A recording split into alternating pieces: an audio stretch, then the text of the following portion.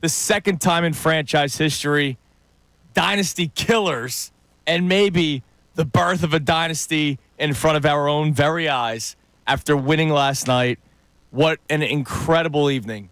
What just a joyous occasion, filled with fun, filled with love, filled with excitement from our time at Patty Wax, Connor and I. John, I'm sure the Kincade was rocking until Broad Street, the walk to Broad, and just seeing the excitement and the joy with everybody. Fireworks going off, beers flowing, champagne flowing. I saw the champagne toast of yours last night on social media.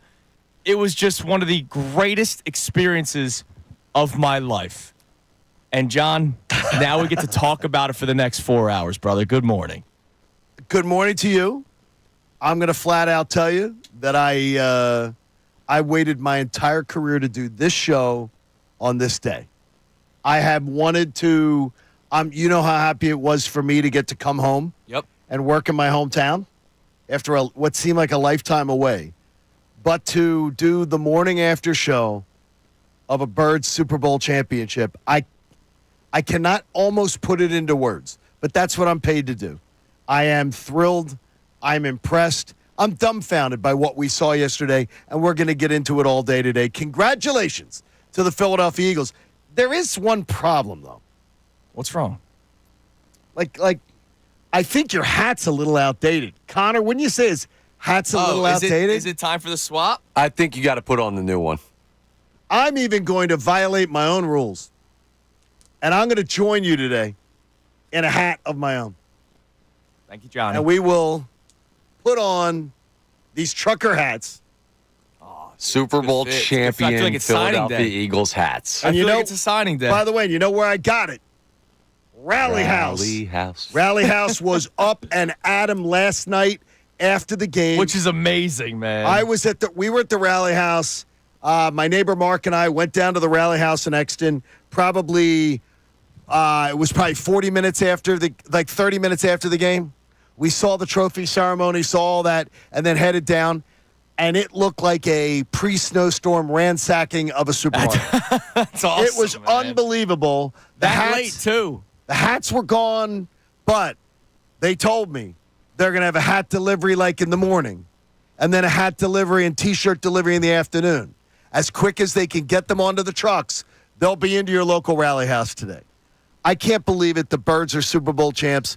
And what we saw in the last two games, Andrew, it's pretty much inexplicable how this team the crescendo it reached at the best time ever. The Philadelphia Eagles put up 55 points in the NFC Championship game against the Washington Commanders. And as great as that game was, nobody thought that they would be able to have somewhat of a repeat performance against the Kansas City Chiefs, a team that was looking to win their third straight Super Bowl. The Eagles put up 40. They put up 40 points. They were up 24-0 at halftime. 24-0 at halftime. Connor, at one point, we did the watch party yesterday. Patty Wax said, dude, is this real? Like, are we awake right now, or is this just some sort of dream? And seriously, it kind of felt like that. The Cooper DeJean pick six. Oh, my gosh. I remember talking to a lot of people when Patrick Robinson had the pick six against the Vikings back in 2017, and how that was the loudest moment at Lincoln Financial Field. It may have been the loudest moment maybe in the Superdome for no Saints, right? It was 2/3 Eagles fans. All the reporters that were there told us it was 2/3 Eagles fans. It may have been the loudest moment that I ever stood through because my ears were hurting afterward, and it felt good. Wait, what was it? What moment? It was a Cooper DeJean pick six. Cooper DeJean is not a safety. I mean, dude, like that, they dominated. They dismantled. This Chiefs scored 16 garbage time points. It was basically 40-6.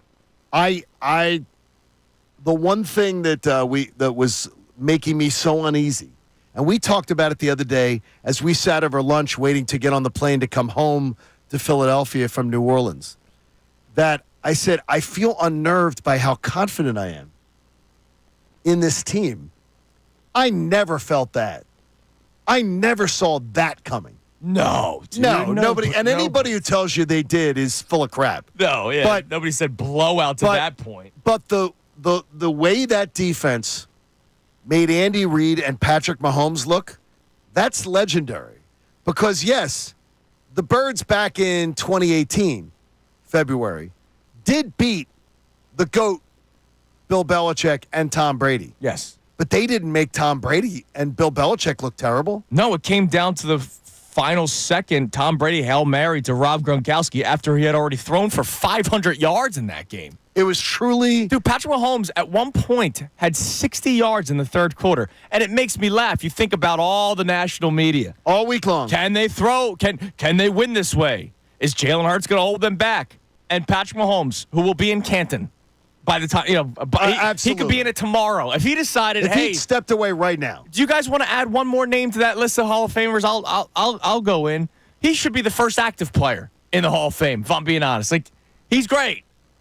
But they kept him to 60 yards in the third quarter yesterday, and you hear everything that was said about Jalen Hurts leading up to this game throughout the entire playoffs, and he outplays him for his second Super Bowl. Right? Correct. It was Obviously, the second time he's outplayed. The first one they lose, but he has outplayed Patrick Mahomes in both Super Bowls now. There's no question he did. And yesterday, Jalen Hurts, if you thought that Jalen Hurts was some cyborg that was just programmed to do whatever it takes to win, you definitely had stuff to fuel your conspiracy theory yesterday, because he was an ice-cold assassin yesterday. Yeah. And there was almost no emotion till the very end. He finally cracked a smile in that fourth quarter, man. He was, even with like a minute to go, they're showing him on the bench, and it seemed like he was pissed off that the Chiefs got that late touchdown. right. Like he was so into it. But I got to see some of joyous Jalen afterwards, and his love of this. And I hope he has a freaking great week. You know what's wild? I think he played a very, very similar level of game to the 2022 Super Bowl. The biggest difference is the defense actually gave him something. See, I think his performance offensively was less than 2022. Well, it didn't need to be more. But it didn't need to be more. I mean, if it's a tight game, he's still throwing the football. He only threw 22 pass attempts yesterday. He didn't need to. Saquon Barkley. This is crazy. He rushed for 57 yards on 25 carries. Saquon Barkley, and we talked about it a little bit before. Saquon Barkley got the crap beaten out of him on every carry. And yet he took the ball. And they kept giving him the ball. They stayed dedicated to the run, keeping that defense having to commit to him, and then look what happened. Wait, but everything up. The Eagles can't win if they have to throw the ball. If Saquon gets shut down, the Eagles can't win. That's what we were told, I can't get over it. By the way, what's Jack Sparrow saying this morning? Shout out to Chauncey Gardner-Johnson. He tweeted at 5:54 this morning, "I ain't been to sleep yet." I'll see the baby. He is still partying, man. The team has a party back at the hotel. Yeah. At the team hotel. They have two ballrooms. Yeah, they're not done. Two ballrooms connected, so what they do is they have food, open bar, all that kind of stuff. All right, listen up. Unbelievable. No show sheet today. All right, we are celebrating with you. All it is morning. An open phone day for you, 610-632-0975. Yeah, I like to check the text line every once in a while, but I want to hear from you. I want to hear your passion throughout the course of today's show. This is a day where we celebrate together, where we celebrate as family, like you celebrated with your friends and family last night. The Philadelphia Eagles, for the second time in franchise history, for the second time in less than a decade. 8 seasons, 3 Super Bowl trips, and 2 titles. Super Bowl champions, baby. Oh, my gosh. It is Kincade and Salciunas all day today with you here on 97.5 The Fanatic.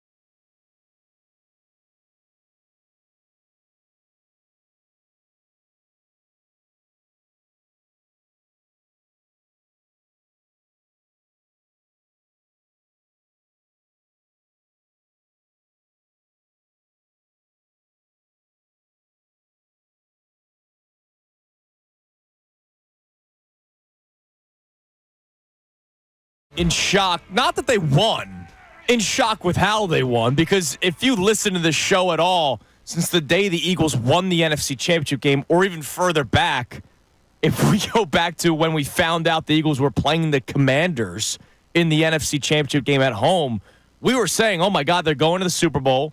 And then when we found out it was the Chiefs, I get it. Be careful what you wish for with Big Red and Patrick Mahomes. Correct. The Eagles roster versus Chiefs roster wasn't close. And that showed yesterday. But, dude, it showed in a way that none of us expected. I couldn't go back to thinking about something that Steve Weish said to us when he sat down the other day. And a lot of times you guys don't get to hear what happens before the interview. But Steve Weish said, I said, man, I said, if Jalen doesn't get knocked out of that Commanders game, in that game, they were up 14-0 in that game when he was in it. They win that game. They would have been on a winning streak all through the Super Bowl. Yeah, absolutely. But Steve Weish said something I thought was really insightful. He goes, yeah, but then you guys wouldn't have played Week 18 as a bye week. Yeah. And he thought that if you had won that Commanders game, the last week they would have been forced to play everybody. Because you're hoping to still get the 1 seed. Right. Whereas instead, because they didn't win that game, they got their bye week. They had 2 weeks off. Saquon had a chance to rest. Everybody else had a chance to rest. Right decision. And it ended up paying off for this team. And by the way, yes, I'm getting a couple DMs. This is the Super Bowl gear. The boys are wearing the locker room hat.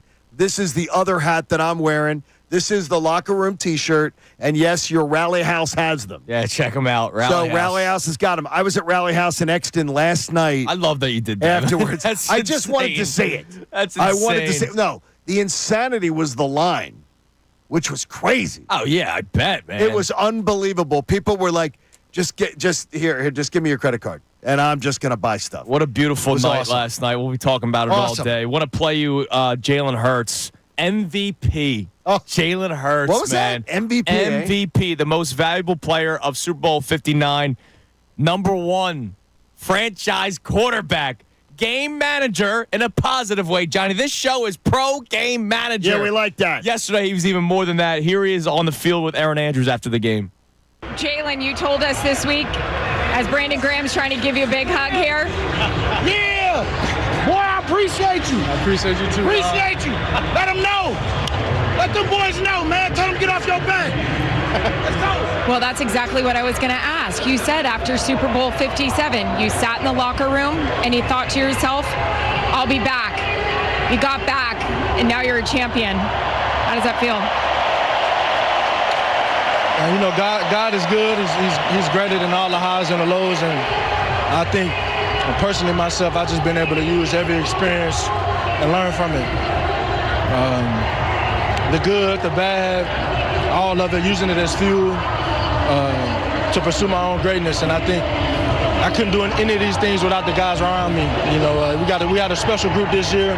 We were able to learn from the past and get some nice new pieces and get over that hump. And yeah.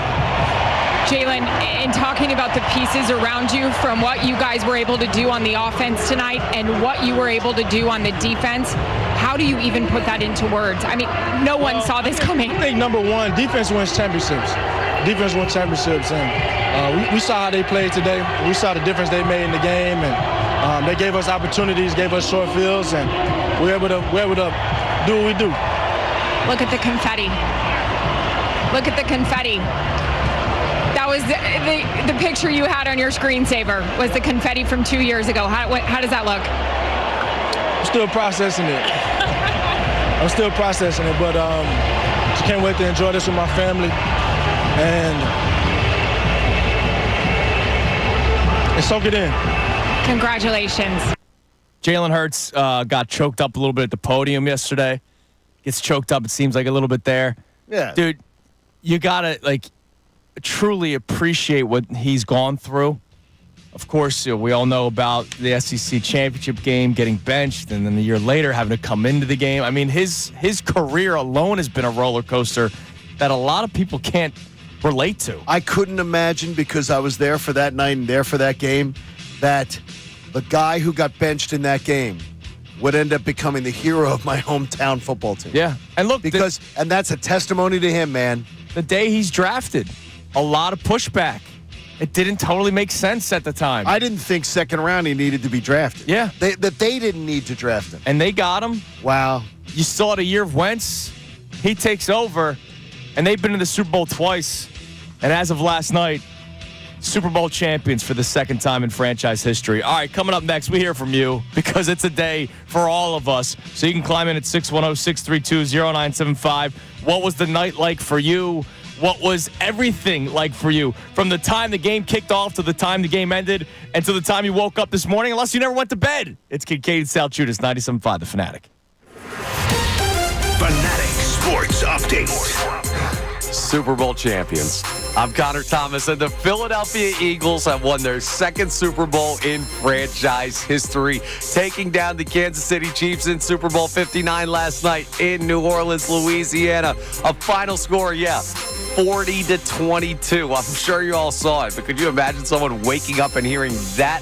It was a dominant performance by the Philadelphia Eagles. Your Super Bowl MVP, Jalen Hurts. And we know the criticism that Hurts has faced over the course of his career with his style of play and whether or not he could summit the mountaintop. Well, he talked about the critics after the game. So I can't control what these people think, but if it takes all the hate and all the scrutiny and all the different opinions for me to be a world champion, then keep it coming.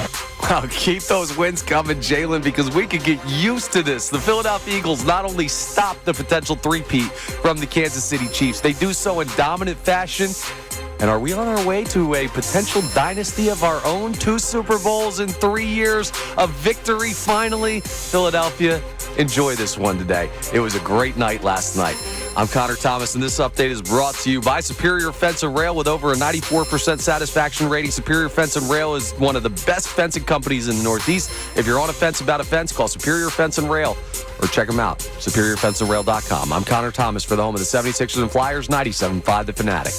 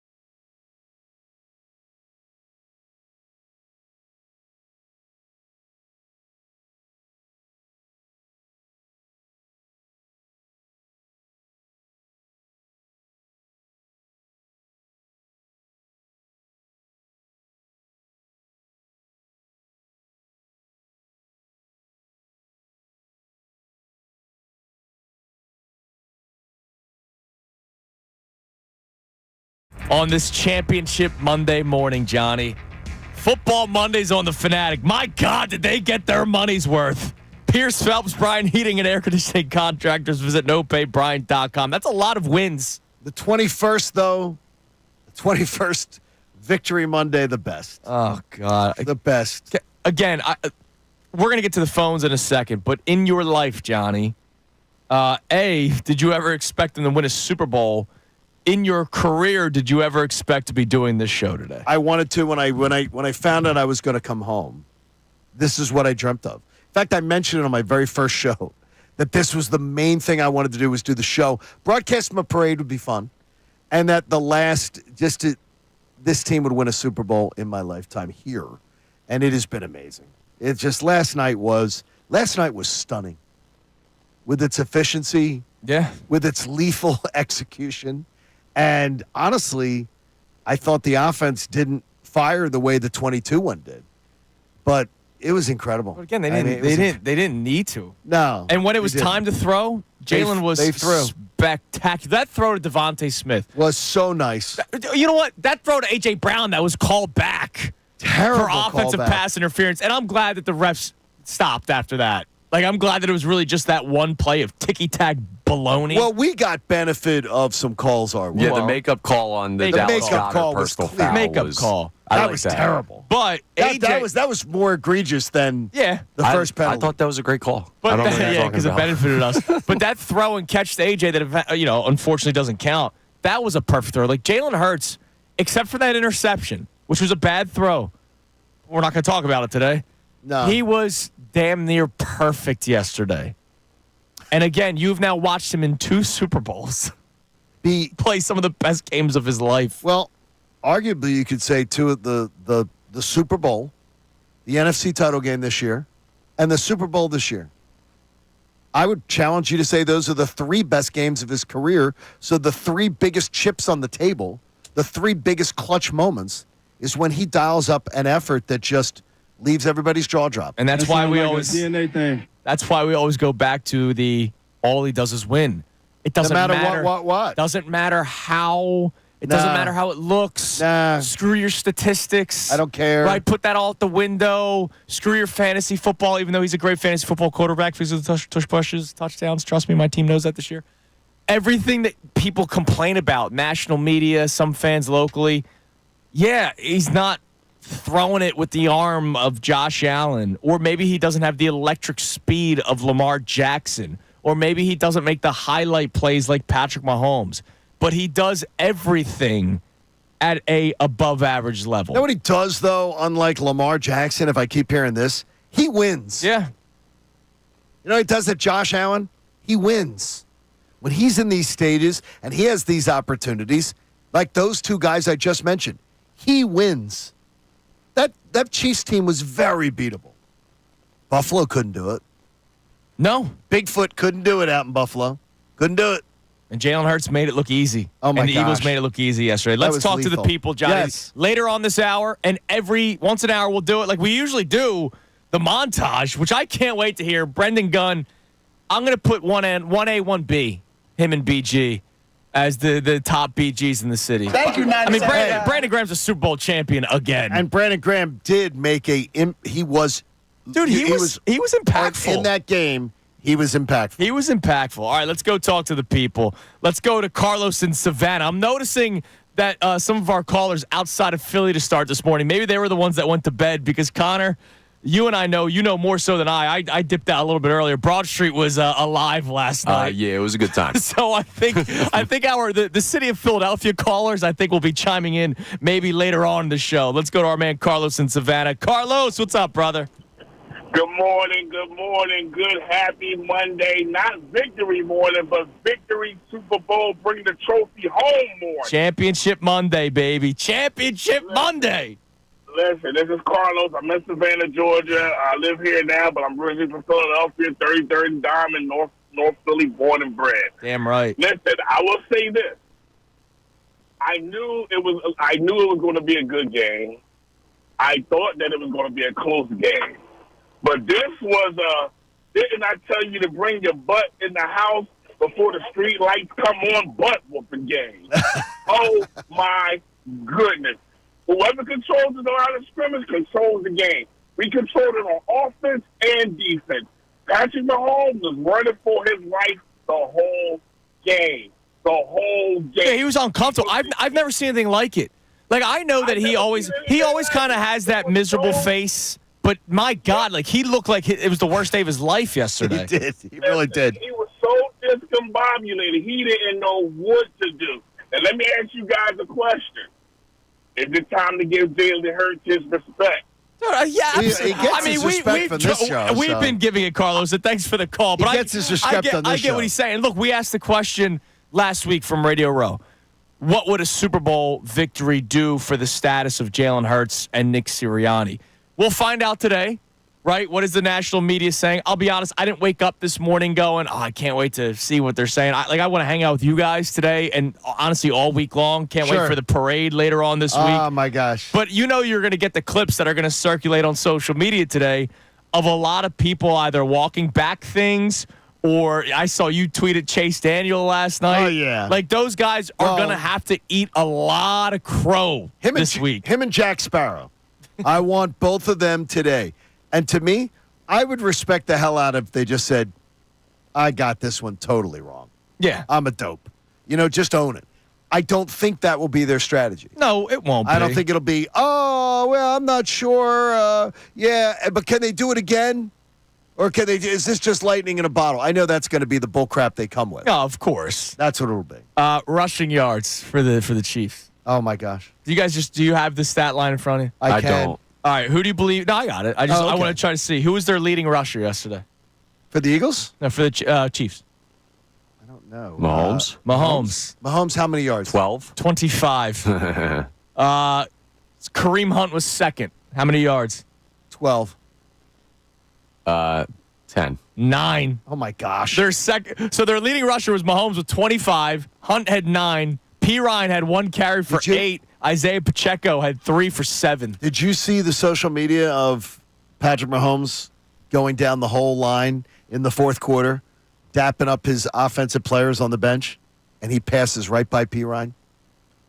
Right no, by. I didn't. not see that. He goes boom, boom, boom, comes right to P. Ryan and walks right past him. I did not see and that. Goes to the next guy. We got beef? Oh, yeah. Mahomes, P. Ryan, beef? He literally just leaves him hanging and goes to the next guy in the line. Wouldn't happen There's on a Nick something there. Sirianni-led team. No, of course not. Hurts #1 rusher for the Birds last night, Yeah, right? 75 yards. Yeah, that's why I won MVP. 75 yards rushing with a touchdown, 72 yards rushing with a touchdown, That's 221 in the air.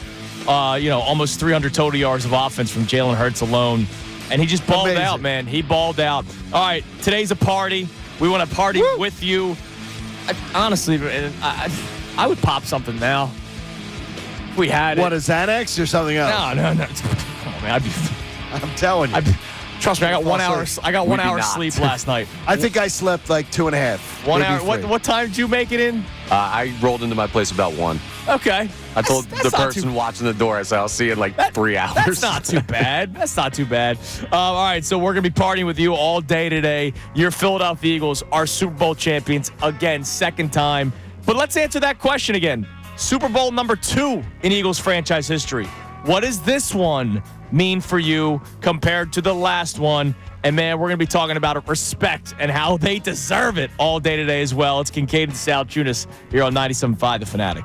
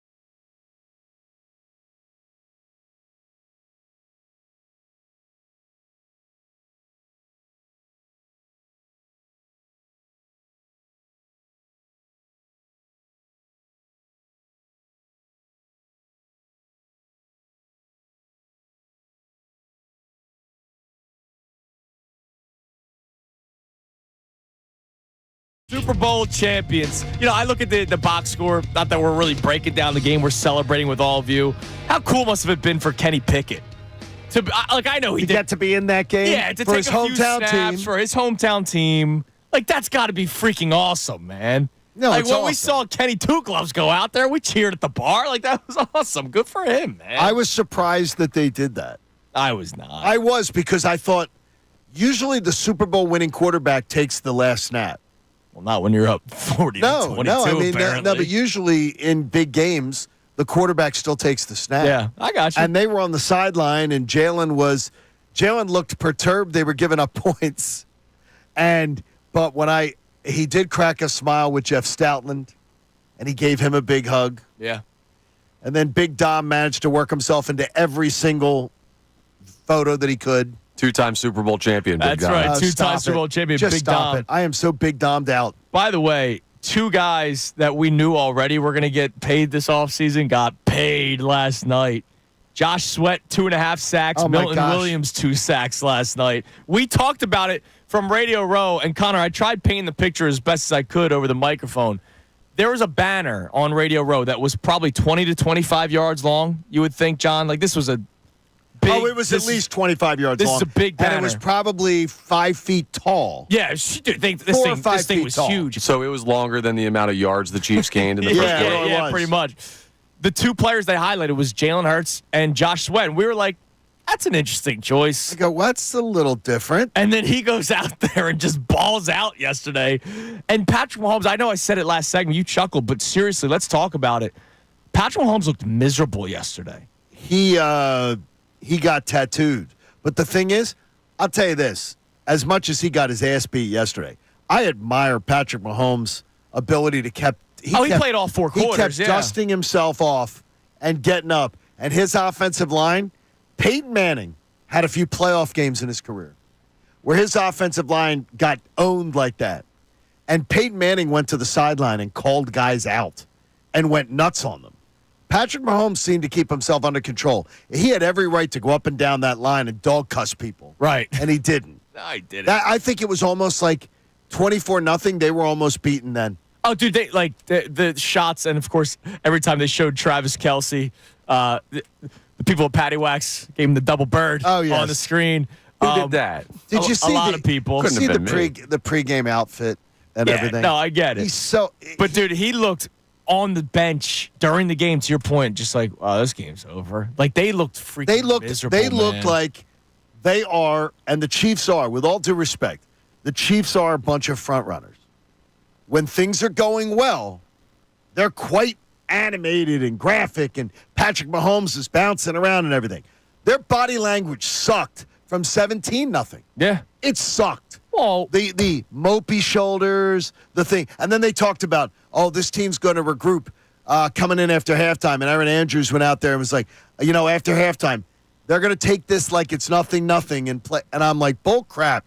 That team was beaten. The minute A.J. Brown scored that touchdown before halftime. Game on over. On the Mahomes turnover, which, by the way, I still don't know what he was doing. dude, I don't know what he was doing on a that- couple times. The Cooper DeJean pick six. There was nobody there. Like if you go I back, don't understand what he was doing. That tells me we're going to find out later that a receiver ran the wrong route. either that 'Cause he or they never does that. disguise something. I don't know. Like if you go back, and I wonder how many people have since gone back. I'll be honest, hand raised. I didn't go back to watch the play itself till this morning. You did? Oh, you didn't. Because when the play happened, we just started hugging each other, and then all of a sudden he keeps going. Right? We were celebrating the interception, and then he brings it back to the house. If you go back and watch the play, there's nobody there. DeJean was by himself. And by the way, you mentioned the other one right before half, Zach Bond. Zach Bond He has with it. better hands than some receivers. It's unbelievable to me.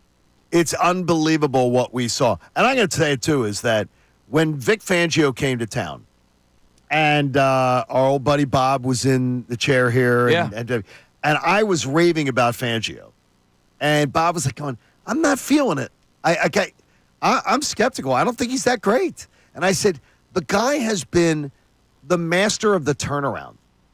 And I still thought that would mean 12th best as a ceiling. Right, yeah, Nobody middle ever of the saw. pack. I never saw any of this coming. But still, though, I believed in the turnaround. The job he did may be the best one-year turnaround by a coordinator ever. And this team is so young, it's unbelievable. I don't know how long he wants to coach. I had gotten told he was looking to do a few years and then hang it up and be grandpa and play golf and everything. I will cherish those few years, man. Oh, my gosh. I will absolutely cherish. He's ridiculous. He's few ridiculous. years, dude. A ridiculous performance. All right, so we mentioned it earlier. Every reporter that was there said it was 2/3 Eagles fans. Well, you could hear it. Oh, absolutely. How about the fight song? So during the pregame show yesterday, we had Andrew DeCecco on twice. We had him on an hour before kickoff as his second hit. And while he's doing the hit, you hear coming through his phone, and I'm like, oh my, dude, this is a Super Bowl. Usually it's a corporate crowd. Not yesterday. Here was Nick Sirianni. Again, shout out to Nick. Talk about roller coaster of a career. Nick Sirianni, after the game yesterday, talking about the fans that traveled. Can you just talk about the fans in the building tonight? It felt like a very pro-Philadelphia crowd. It always is. We travel. So, yeah, it was loud. You could tell that right at the very beginning.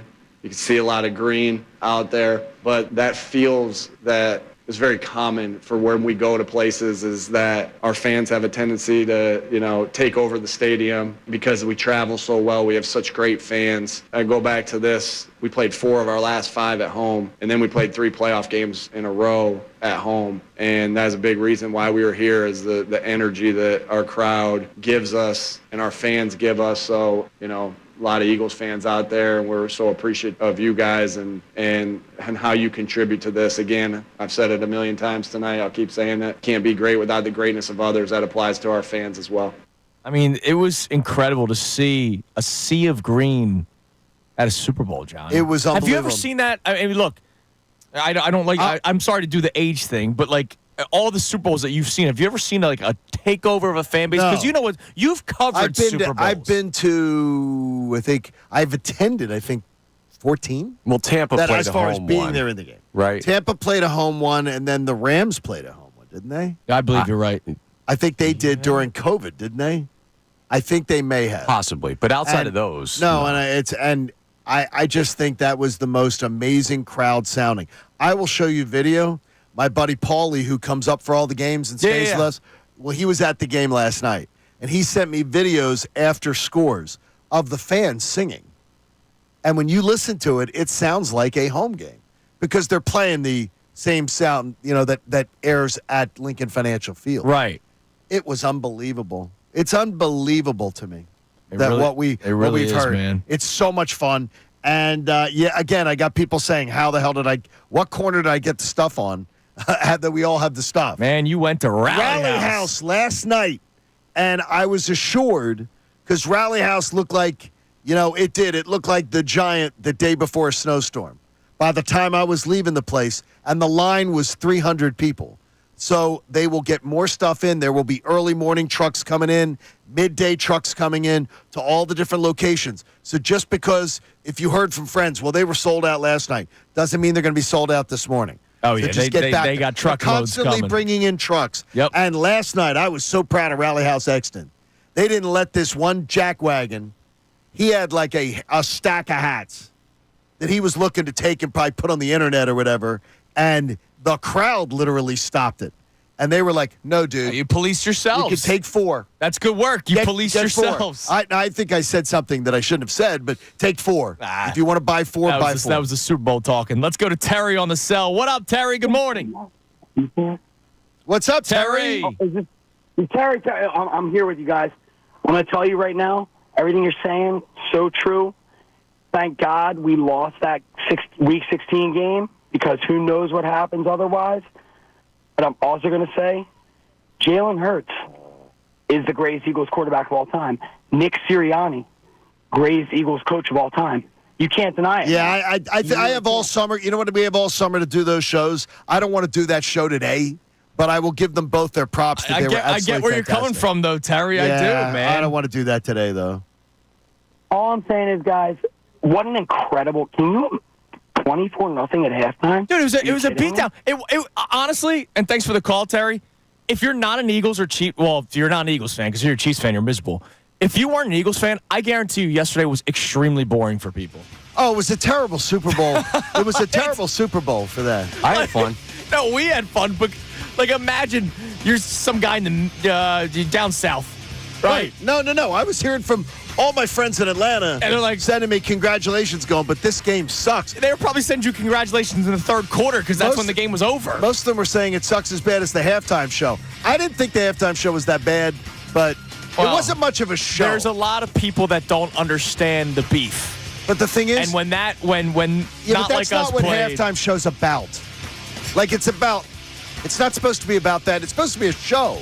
It wasn't a show. Speaking of beef, our guy Terry was gassed up, huh? Yeah, man. I think he was. I heard one going. I heard that one. Look, that's a lot of beers last night, man. All right, coming up next, do we get the first montage? I need to hear it. The first victory montage where our man Brendan Gunn would play that for you next here on Kincade Salciunas 97.5 The Fanatic. Fanatic Sports Update. The Philadelphia Eagles are Super Bowl champs. I'm Connor Thomas, and yes, Super Bowl 59 ends with the Birds on top, a 40-22 final. And folks, it wasn't as close as the score indicates. The Birds dominated this one in every facet of the game, creating turnovers, timely scores. Jalen Hurts, your Super Bowl MVP, and all year long, he's faced criticism locally, nationally, from anywhere that anyone talks about the sport. Well, he was asked about the critics after the game. So I can't control what these people think, but if it takes all the hate and all the scrutiny and all the different opinions for me to be a world champion, then keep it coming. Keep those championships coming, Jalen, because we can sure get used to this in the city of brotherly love. The Philadelphia Eagles are now two-time Super Bowl champions. The Chiefs three-peat. Send those shirts somewhere else. You don't need to sell them here, man. This is incredible. It will be a great day to talk about all of it. Philadelphia, drink it in. We don't get these moments often, but today, this week, the rest of this year is going to be a special one. Your Birds have summited the mountaintop again. This update is brought to you by Bank of America. Whether you run a local shop or a global enterprise, Bank of America gives you access to business solutions to make every move matter. What would you like the power to do? Find out at bankofamerica.com/banking for business. I'm Connor Thomas for the home of the 76ers and Flyers, 97.5 The Fanatic and 97.5thefanatic.com. Not only can you listen to The Fanatic, but you can also watch on 97.5 The Fanatic's YouTube channel.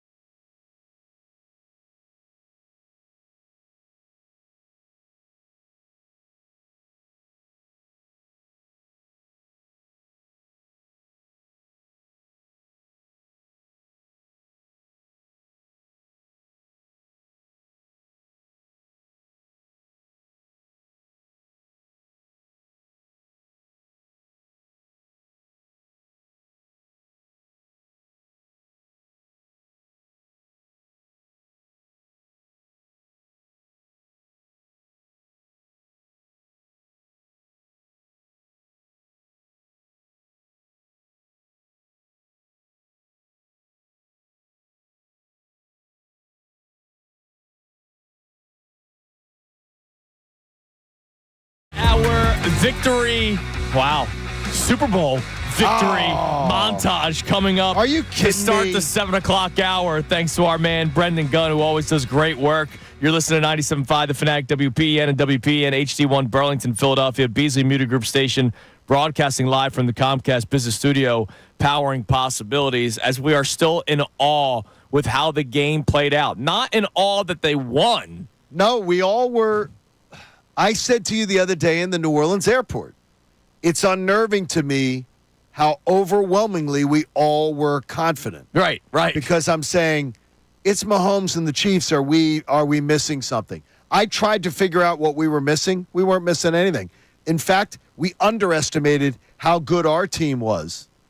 And because that was something that none of us saw coming. Well, and I wondered, like, you and I weren't on the same page when it came to the conversation of, is there more to the game itself for, like, the Eagles, right? Sure. Did you get that sense at all, though, yesterday? Like, they came out, even, dude, after the A.J. Brown penalty, okay, when they punted, there was, like, 8 Eagles that tackled their return man. Like, they didn't let that bad call affect them. So I wondered, did you get that sense at all that maybe there was a little bit more hunger for the Eagles yesterday than the Chiefs, who, to their credit, have already won 2 straight Super Bowls? I think it was just that they were the better team. That's it? Yeah, I think it was. That's the way I take it. Like, to me, it was just like they were just the better team. Guys, the Philadelphia Eagles just beat the Kansas City Chiefs in Super Bowl 59 more comfortably than they beat the Jacksonville Jaguars, Carolina Panthers, and Cleveland Browns combined. I mean, if you think about it, let's just go back to the Rams game.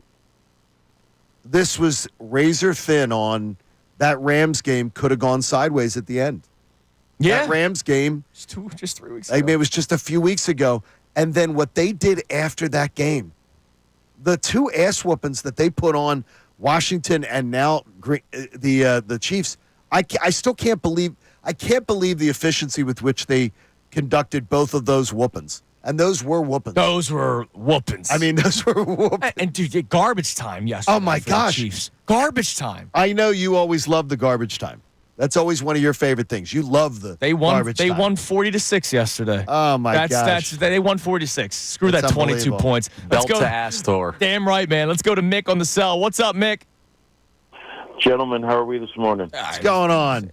Incredible. Oh, so up here in Pennsburg, as soon as the game was over, we had a group of about like 500 people in the middle of the streets cheering Eagles chants, doing the "No One Likes Us." Oh, it was just pure magic. Thank you, Jeffrey Lurie. Thank you, Howie Roseman. Thank you, Nick Sirianni. It's been my greatest time being an Eagles fan in the last 10 years, and tonight was just even the best I've ever felt about Eagles. It's been purely amazing. I'm so excited. My voice is gone. I don't care. I'm thrilled. I've never seen a Philadelphia team on a big stage play a game like that, and it sounds like you and I are in the same sort of point of historical reference. It's amazing. I mean, I'm 45 years old. I woke up. My first game was the Fog Bowl. Randall Cunningham. Now seeing Jalen Hurts. I mean, seeing Jalen Hurts be MVP and doing the game he had last night, and that defense just smothering the so-called greatest quarterback in the game right now is unbelievable. Dude, they made easy work of them, and thanks for the call, dude. Easy work. And we'll play the montage in a second here, so you'll get to relive it by listening to it, thanks to our friends over at Fox. But, John, it's not just Mahomes. It's Andy Reid, who will also be in Canton one day. Oh, yeah. Talk about a guy, again, who should be in the Hall of Fame already. Yeah, and then Steve Spagnuolo could go down in Canton as one of the greatest defensive coordinators of all time, and he had no answers yesterday. Both Andy Reid and Steve Spagnuolo, who are credited for all the success that Kansas City has had since they got there, they had no answers. Let's go have a ham sandwich. They had no answers. Let's relive it. Our man Brendan Gunn does great work with these all the time. He does. Here's the montage of yesterday's victory in Super Bowl 59. Eagles 40 to the Kansas City Chiefs 22.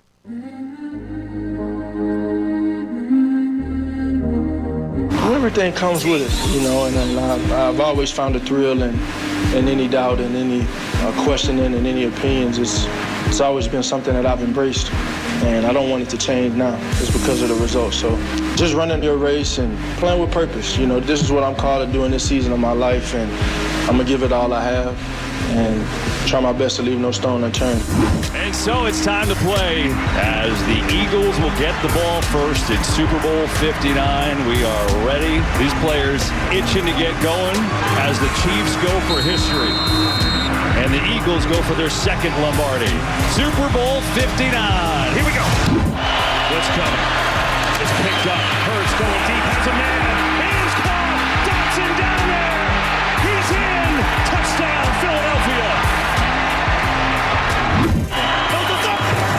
Hurts on the sneak. Powell drives his way in. Touchdown. 3rd and 7. They rush 4. Hurts going for A.J. Brown. Back shoulder. Beauty from A.J. Brown. 48-yard try for Elliott. Just drew it in there, and it's good. Here's Mahomes. Pressure right away. Mahomes is sacked. Josh Sweat gets home. You want to see me do it again? 2nd and 14. 4-man rush. Mahomes pressured again. Sacked again. This time it's Jalix Hunt who gets home first. You want to see me do it again? 3rd and 9. 4-man rush. Pressure again. Mahomes in trouble. Mahomes sacked again. 3rd of the day for Philadelphia. 3rd and 16. Mahomes rolling out. Looking. Firing. Intercepted. Picked up by Cooper DeJean. Gets a block. DeJean is in. Touchdown.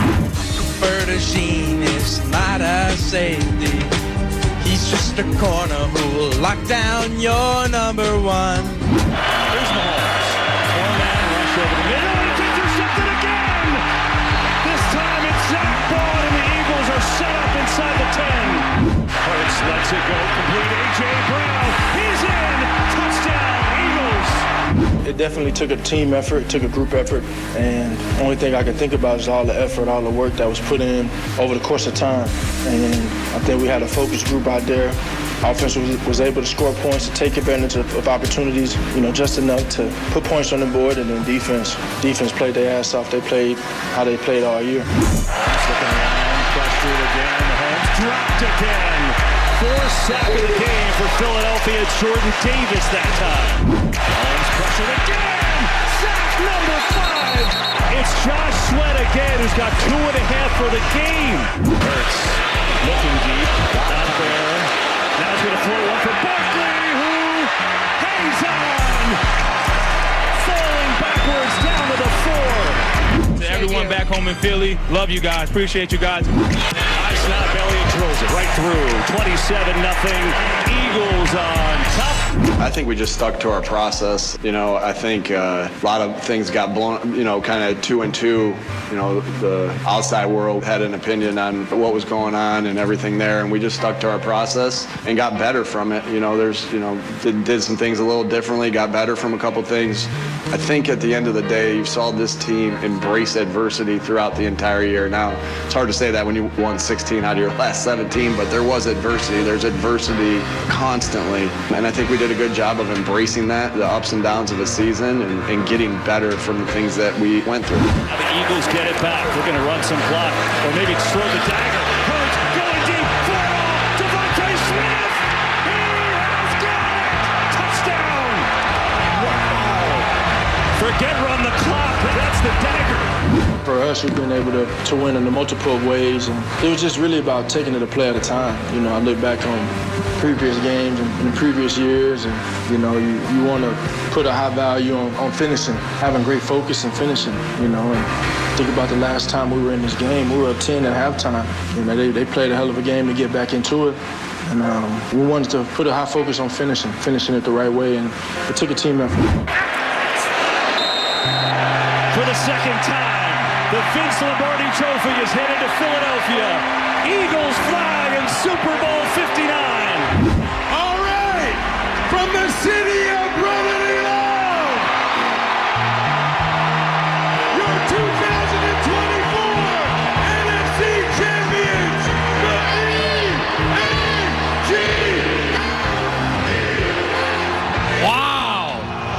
We just doubled down on the things we knew to be true. We knew we had special players. We knew we had special coaches. We knew we had special front office and special people in the building. And our goal was to do it together and let's stick together and go. So I can't control what these people think, but if it takes all the hate and all the scrutiny and all the different opinions for me to be a world champion, then keep it coming. Dude. Whenever I hear we are the champions, that always gets me. That gets you? Yeah, it does. Dude, great work by Brendan Gunn. Brendan Gunn, that was really good. That was 5+ minutes of sex. Joy. Absolute joy. Football. Dude, I mean, Connor said this is long for sex. Dude, 40-22. How about this is long for not going to break, Johnny? 40 to It is. It's long for that too. Oh my God, what a great morning it is. I love the one clip that was in there. We'll play it again coming up next. Oh, which one? Like there were so many good things. I know, but Jalen Hurts being like, look, I can't control what people say about me. What those people say about And I him. wonder what people say about him today. That I don't know what is left to be said about Jalen Hurts from a negative standpoint. You know, at one point I thought about your buddy Sean Marash during that clip, who went on the anti-Saquon train all year. He kept doubling down, and got his ass kicked on it. No, he got his ass. You know what he did yesterday? He bet on the Eagles yesterday. Of course he did. And said, I might as well profit from it since the greatest player in the NFL is playing today. Well, guess what? And you know what? He didn't have to be great yesterday. And the Eagles put up 40 points. We continue the celebration today on Kincade Salciunas, 97.5 The Fanatic. Tyrone.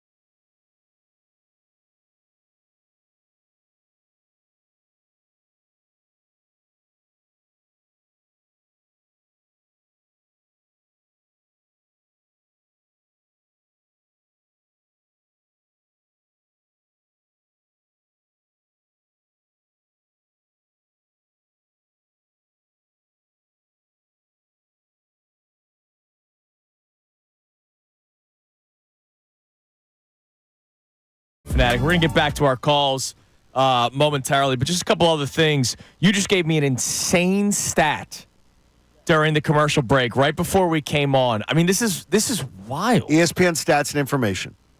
42 dropbacks for Patrick Mahomes last night. The Eagles did not blitz once. They didn't blitz once. 4-man. It has happened 6 times in the 59 Super Bowls where a quarterback has not been blitzed once in the game. I was surprised 6. Like that seems high to me. Like I think no it must blitzes. be old. I think it must be old games. Yeah, while Len Dawson was ripping a heater on the sideline. yeah. I don't think he was getting blitzed. And all 6 quarterbacks that were never blitzed lost. That's crazy. All of them they're 0 for 6. Now, yesterday, Vic doesn't have to blitz. Even if he was a blitz-heavy defensive coordinator, which he's not, he didn't have to. Once they're up big, you just, you're making sure you're not giving up the big play. I loved, and I mean loved, because I tweeted it out at halftime. I love the fact that he learned from some of the earlier games. They were freaking aggressive. Even into the early fourth quarter, they were still going. Aggressive defensively. Well, and offensively. But that's fine. Well, that's the Devontae touchdown, I mean, that was just a shot downfield. They didn't need to do that. No, but that was a dagger. Yeah. It was awesome. But to me, they were aggressive defensively. They didn't play that passive crap that almost lost them the Rams game. Right. It was awesome. 2 more things. One, you and I joked about this before the show started, but seriously, it's true. Every man in the world should be jealous of Jalen Hurts. That dude has never taken a bad photo in his life. I think that have you ever seen, my daughter will send me the things where the 2 kids will be, the one friend will take a picture of another friend and they're like, they think they're getting them like eating cake or something. But it's a beautiful it ends picture. up being a great picture. Yeah. Jalen Hurts is just he's so telegenic. His like a DNA thing. His photo where he's sitting down with the Lombardi trophy. We mean when he's sitting down and his legs extended out, and his back's against up against the wall, against the locker. And whoever took the photo, I hope you win awards. The cigar smoke also coming out. He's puffing out the smoke as he's holding the Lombardi trophy, sitting and staring at it. That's the greatest post-championship picture since Joe Burrow with the cigar at LSU. Yeah, LSU. Yeah, that was a baller moment. Which I think is one of the coolest things I've ever seen as far as a champion. Jalen Hurts, he's been nothing but a freaking winner his whole life. And, I mean, he now becomes the story for every guy who gets kicked in the privates and demoted or knocked around to have the big comeback. Yep. He's the story. He's the guy. And one more, just really cool that BG was on the field. And was impactful. Yeah, he was impactful. You're right. There were at least 3 plays where they called his name. Yeah. And he was, by the way, on the first touchdown for the Chiefs, he was freaking held. Go watch that replay. Oh, yeah, he was. He's held the entire time. His one shoulder is completely held. And to me, that made me happy. That in the last game of his career, Brandon Graham was making an impact. Yeah. He wasn't there to be a mascot on the field. No, he played. Yeah. He played, and he was there. And by the way, Johnny, when was that first touchdown by the Chiefs? Was exactly late in the third quarter. Unbelievable. It's unbelievable. No, I can't believe that they were 40 minutes into the game almost scoreless. All right, let's talk to the people. Let's go to Reese in North Philly. What's up, Reese? Hey, good morning, everybody. What's up, brother? What are you good up to? morning. Champs, baby. Oh, my gosh. When they won, I cried like a baby. I love that. I cannot believe this. This was a dismantling. They hunted for Patrick Mahomes in that game. Like, did you guys see the one cut where, like, they hit him, the ball gets loose, but, like, number 3 slaps him in the face? I'm like, that is how we felt about the Chiefs for the last 3 years. Yeah, dude, they made him uncomfortable. I mean, the entire game, and he always kind of has that face during the game, but there was like a moment where they showed him and he was like, he had the mouth guard, he was chomping on it. God. Like he was just looking around like, what's happening here? I was generally concerned for his safety after that play. Like, get him off the field. He don't belong there no more. Like, wow. I did He dismantled them. They did. They absolutely dismantled them. They tore their hearts out. And thanks for the call, And Reese. I will We tell appreciate you, it, man. The tears, I cried more when they won in the first one, 52. Mm-hmm. because last night was almost anticlimactic, a lot of it. Right. When I saw Devontae Smith crying on the bench, That was cool. I got choked up. When I saw Jalen, when they handed him the Lombardi, and if you haven't watched the video of it, NFL.com has it and others, when they handed Jalen the Lombardi on the podium, and he looks at it, and he's trying so hard to stay in character.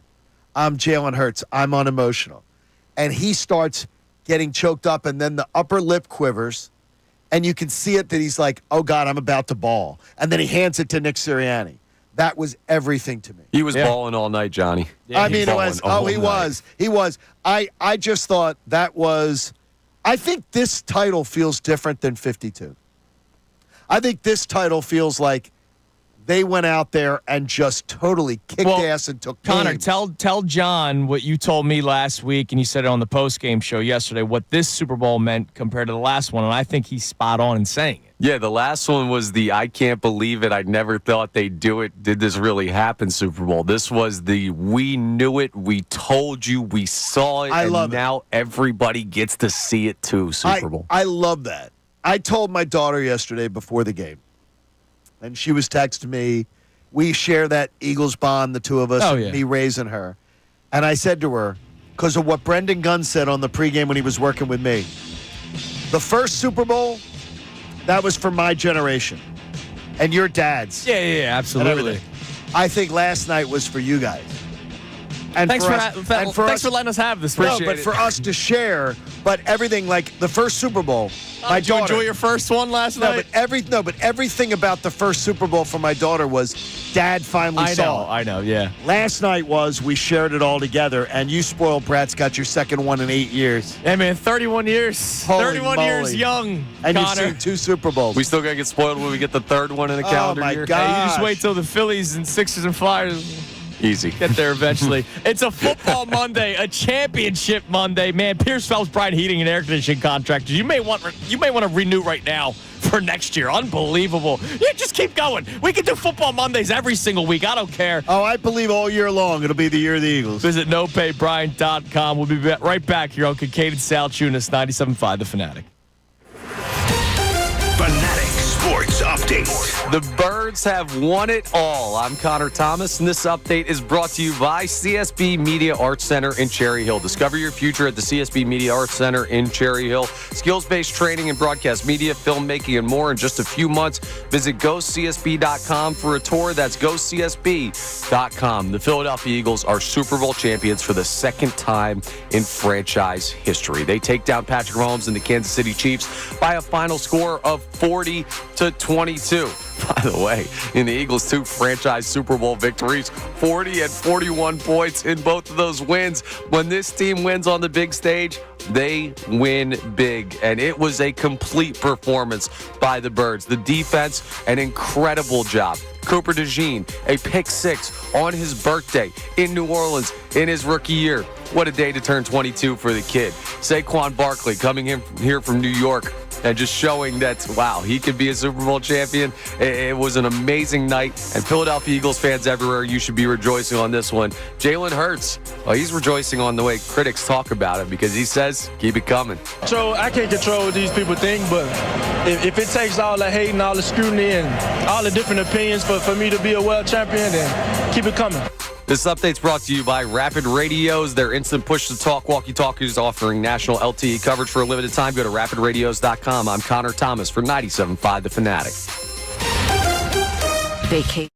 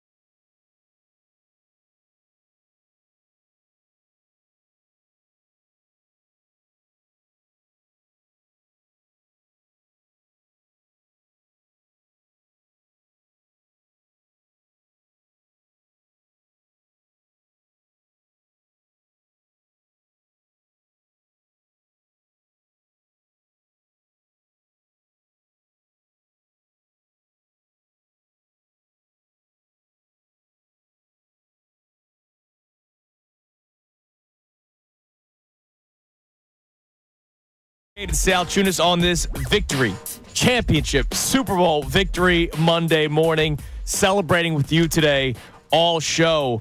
But we also got some giveaways to give away. Is that right, Mr. Thomas? That's absolutely correct. Now, I know that you guys each have Valentines, your lovely wives, but I don't. So I want to make a couple Connor's in the today. market. I am. I'm available. So Steven Singer is helping me out.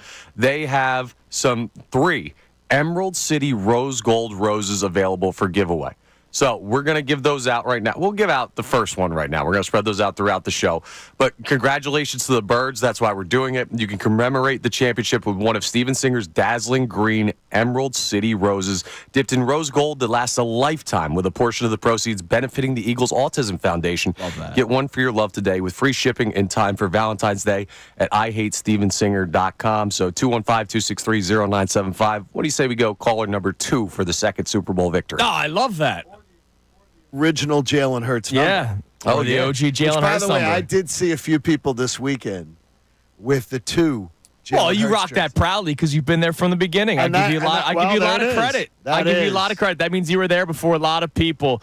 So call number 2, 215-263-0975. Speaking of Jalen Hurts, I know you've been hearing it in the updates, and I know you heard it during the montage, but I do want to play this clip for you because I am fascinated to hear. Well, I'm not fascinated because I don't really care about the national media right now, but I know the clips will be circulated on social media, so we will find something to play for you tomorrow. But here was Jalen Hurts talking about the thrill in being doubted. So I can't control what these people think, but if it takes all the hate and all the scrutiny and all the different opinions for me to be a world champion, then keep it coming. I mean, I love it, and he likes it. He loves being doubted, dude. Which yes, he does. If you need we always talk about Jordan needing to find that motivation and looking for everything. And I know Jalen Hurts is far from Michael Jordan right now, but he's the Jordan brand. He's got the Super. That commercial, by the way, was awesome. Absolutely that they let out amazing. after they won the Super Bowl. And I wondered, did they have another ad with a Chief? Yeah, State Farm with Patrick Mahomes. Yeah, I wondered, like, what did they have? Yeah, they definitely in the chamber. They got to do that. Like the Eli Kick of Destiny, which Eli betters we hit. They had an Eli commercial at halftime. That was I'm already. sure they already had one with Peyton in case Peyton. Yeah, we won. watched that. We watched that live. The Kick of Destiny. We need a Connor Thomas coin toss commercial. Yes, next we do. year. He hit again. 10 out of the last 11 years. I had a great night on unbelievable. I had a great night on the app, on my BetParks app, and I had an even better night on the cashing in on. I always put money down when the Eagles to win the Super Bowl.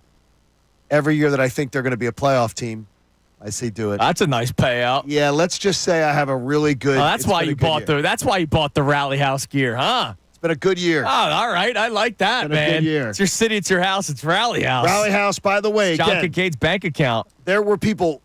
They will reload your Rally Houses. So last night, honestly, Exton looked like something out of a Batman movie. Like it was just ransacked. There was hundreds of people in line that had grabbed all the stuff. But I was assured by the crew there at Rally House in Exton and all the other Rally Houses, they will have trucks coming in throughout the day restocking. So just keep checking back because they're coming in. And I'm wearing one of the hats. Andrew and Connor are wearing the other one. Great, man. Thank you again. And so it's this is the 2 different championship hats. I'm wearing the championship locker room shirts, which, by the way, I thought like 39. It was $39. It's a great shirt, man. Great deal. It's a great shirt, and it's a great shirt filled with memories, man. Right, it's a great shirt and a great price. Get into your local Rally House, and I got my pennant to go up in the Kincade because I do not put them up unless your team wins a championship or plays for one. Yeah, of so I was course. waiting. What is it going to be? I said I don't want to put up another NFC Champions. Yeah, no, that's good work. It's awesome. Super Bowl. All right, Awesome. let's go to Aaron, who's in North Jersey, Eagles fan in North Jersey, but I can only imagine what his neighbors are going through today. Aaron, good morning. Good morning, guys. Can you hear me? Loud and we clear, can, man. buddy. Eagles. Eagles, listen. When we won that Super Bowl, boy, I went out and I screamed so loud. It was awesome. I have been up here for 30 years dealing with these bum New York Giant fans. And listen to me. When I go to work today everybody is calling me Mr. Super Bowl champion. Yeah, that's right. That's Mr. Super Bowl champion to you. Yes, sir. Yes, sir. And you guys are right. That first one, I've been an Eagle fan for 50 years. I shed tears in the 80s, listening to my youngest daughter yell and scream for the Birds, and my 28-year-old call and talk to me about winning. It is awesome. There's nothing better. Monday, let's go.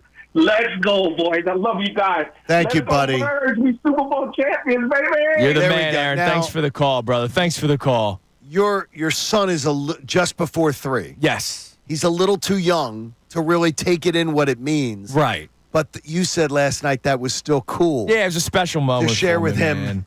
the So Eagles. he was asleep. He turns 3 in March, so he was in bed. But a lot of the fireworks that were going off late. Oh, you was hearing it? They woke him up, and I was in bed, and he came into bed, and I was able to tell my son that the Eagles won the Super Bowl. And that was that's a a good cool moment. for me yesterday. You man. realize you might have just lost naming rights.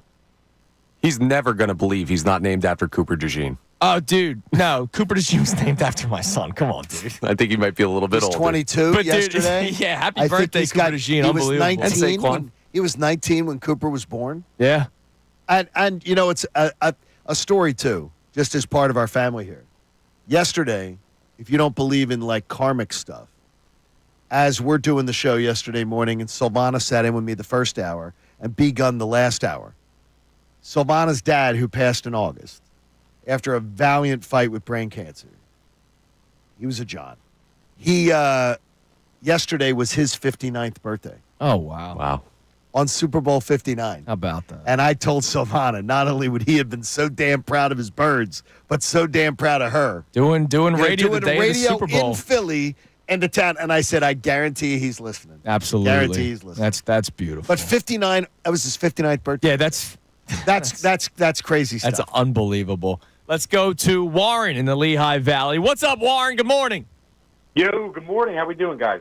Life, how do you think we're doing? Fantastic. Trying not to cry, trying not to scream, trying to speak so that you can actually understand what I'm saying. I've gotten choked up twice this morning. Well, when you make me talk about my son, I almost lose it. That's awesome. So what do you got, Warren? Oh, we lost him. lost him. That sucks, man. Sorry, All right, Warren. let's get Muhammad in Sicklerville. What's up, Muhammad? Muhammad, what's up, buddy? Good morning, fellas. Happy Victory Monday. Hell Oh, my yeah, man. gosh. Championship Monday. It's unreal. Oh, man. My voice is gone. I haven't slept for the past 2 days. I don't know how I'm functioning right now. I haven't screamed that much since WrestleMania in Philly last year. It was an amazing sight. And I will say, John, I added you on Twitter with it. I called the score 40-18, so I'm a little annoyed. Whoa, 40-18. That's really good. Wow, dude. But my best friend, he lives near me. I texted him when he showed me his parlay. He was worried about the over, and I was like, we're going 40-18, so it doesn't really matter. So if you ever get the chance, check it out. As a black man, it was very happy for me to see Jalen Hurts win that Super Bowl, especially what it does for a lot of the young kids nowadays who aren't viewed as quarterbacky enough, as that one analyst said about Lamar Jackson. But to see him go out there in these past 2 games, just slicing and dicing these 2 defenses and dotting it up, what the haters got to say now?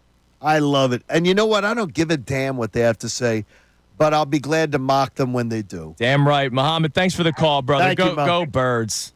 Beautiful. I can't get over it. By the way, I just watched video. We talked about how the Eagles are a first-class organization during the pregame show. I just watched the video of Miss Alois Brown. Oh, my gosh. 102 years Amazing. young. And the Eagles picking up all the expenses, bringing her to the game. Yeah, and also the tragic loss of, I forget his name, I apologize, but Quigley, I down believe. in the yeah, terrorist he's the attack. Eagles fan Right. whose best friend in the terrorist attack passed away in the terrorist attack, and they flew him down and family members of his, which is great. But Miss Brown, 102 years young, dancing last night after the Eagles win the Super Bowl. Just a beautiful moment for everybody involved. It is Kincade and Salciunas here on a Victory Monday morning, Championship Monday morning, reacting to it, celebrating with you here on 97.5 The Fanatic.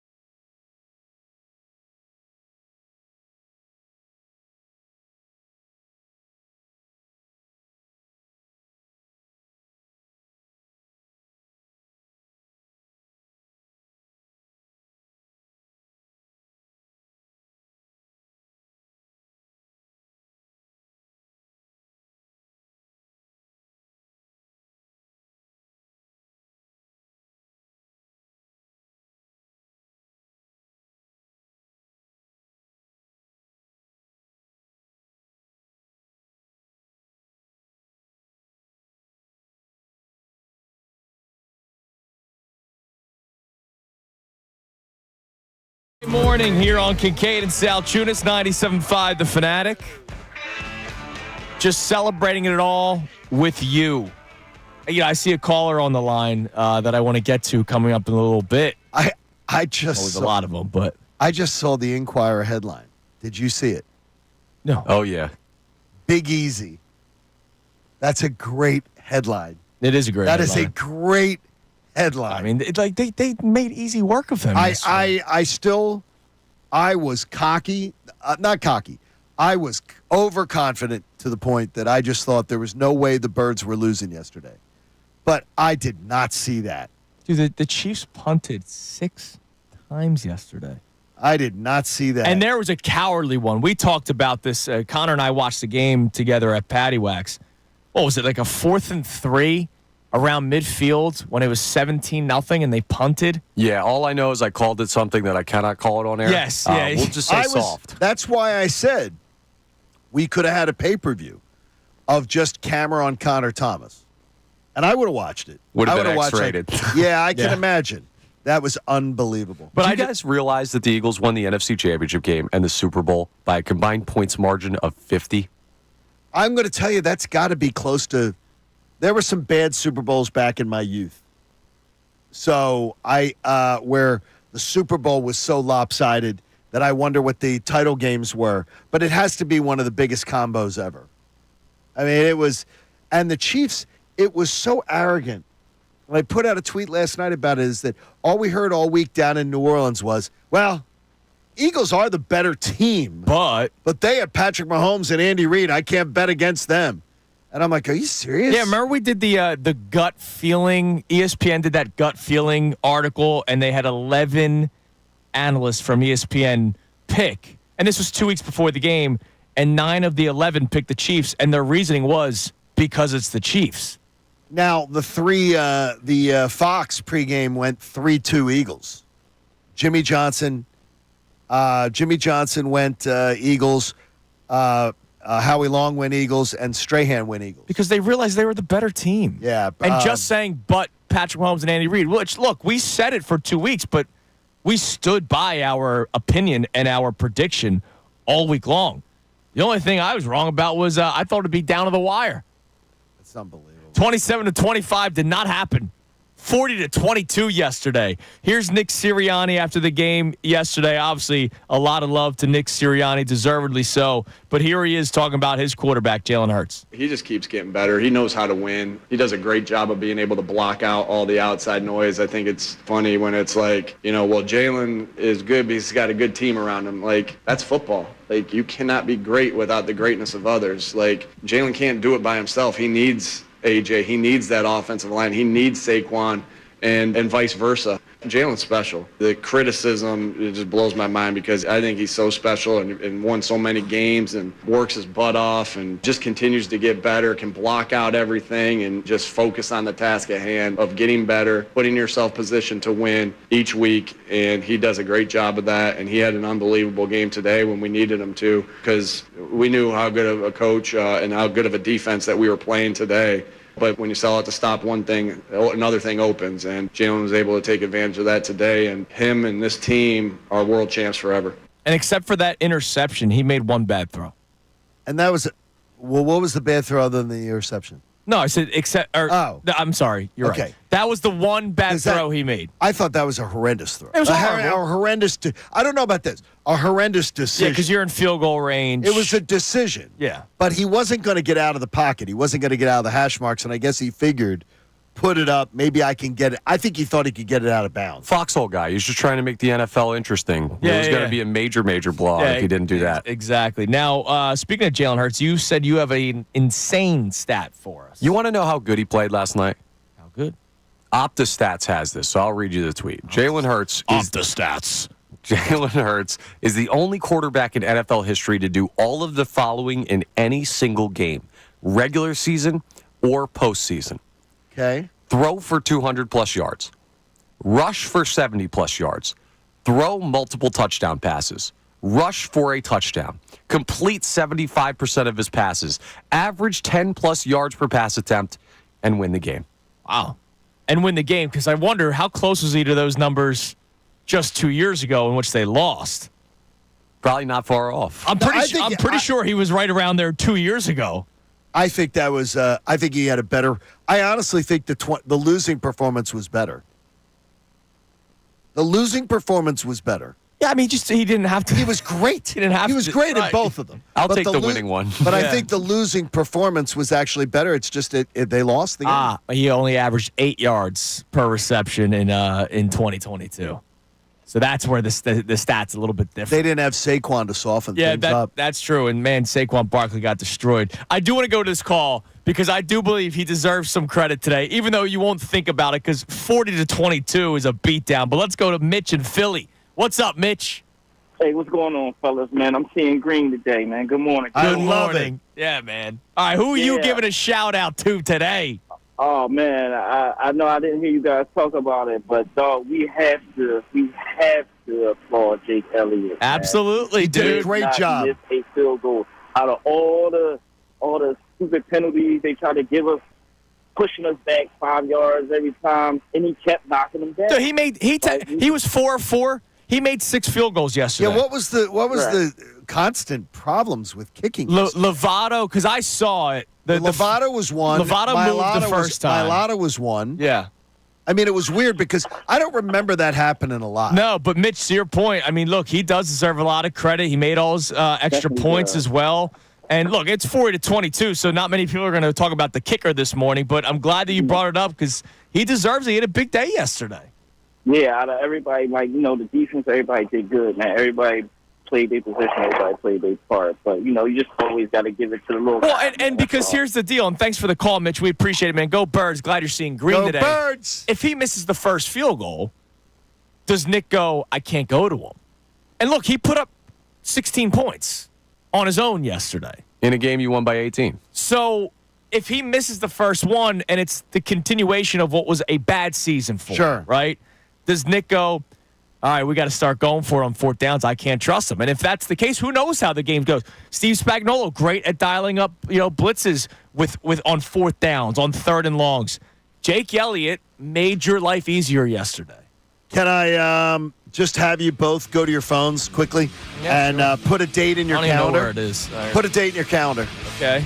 September 4th. That's opening night for your Birds. Wow. They get to open at home. So September 4th is the opener. Who will it be against? I think I have the answer. I'll tease you with it. I think I have the answer. All right. I like that. September 4th, number 4 for Jake Elliott. September 4th is the opener, and the Eagles get to open at home. We're talking week 1. You know why? Dynasty. Oh, Dynasty. Come on, man. Dynasty conversation. It's time. My gosh. All right, we're celebrating all day today with you. Tell us about your experience yesterday. Tell us about everything because it was a party yesterday. Connor and I will give you Connor and I are going to tell John a little bit about Broad Street yesterday because it was wild. And I didn't stay around all that long, but it was a wild scene on Broad Street yesterday. It's Kincade and Salciunas here on 97.5 The Fanatic. Fanatic Sports Update.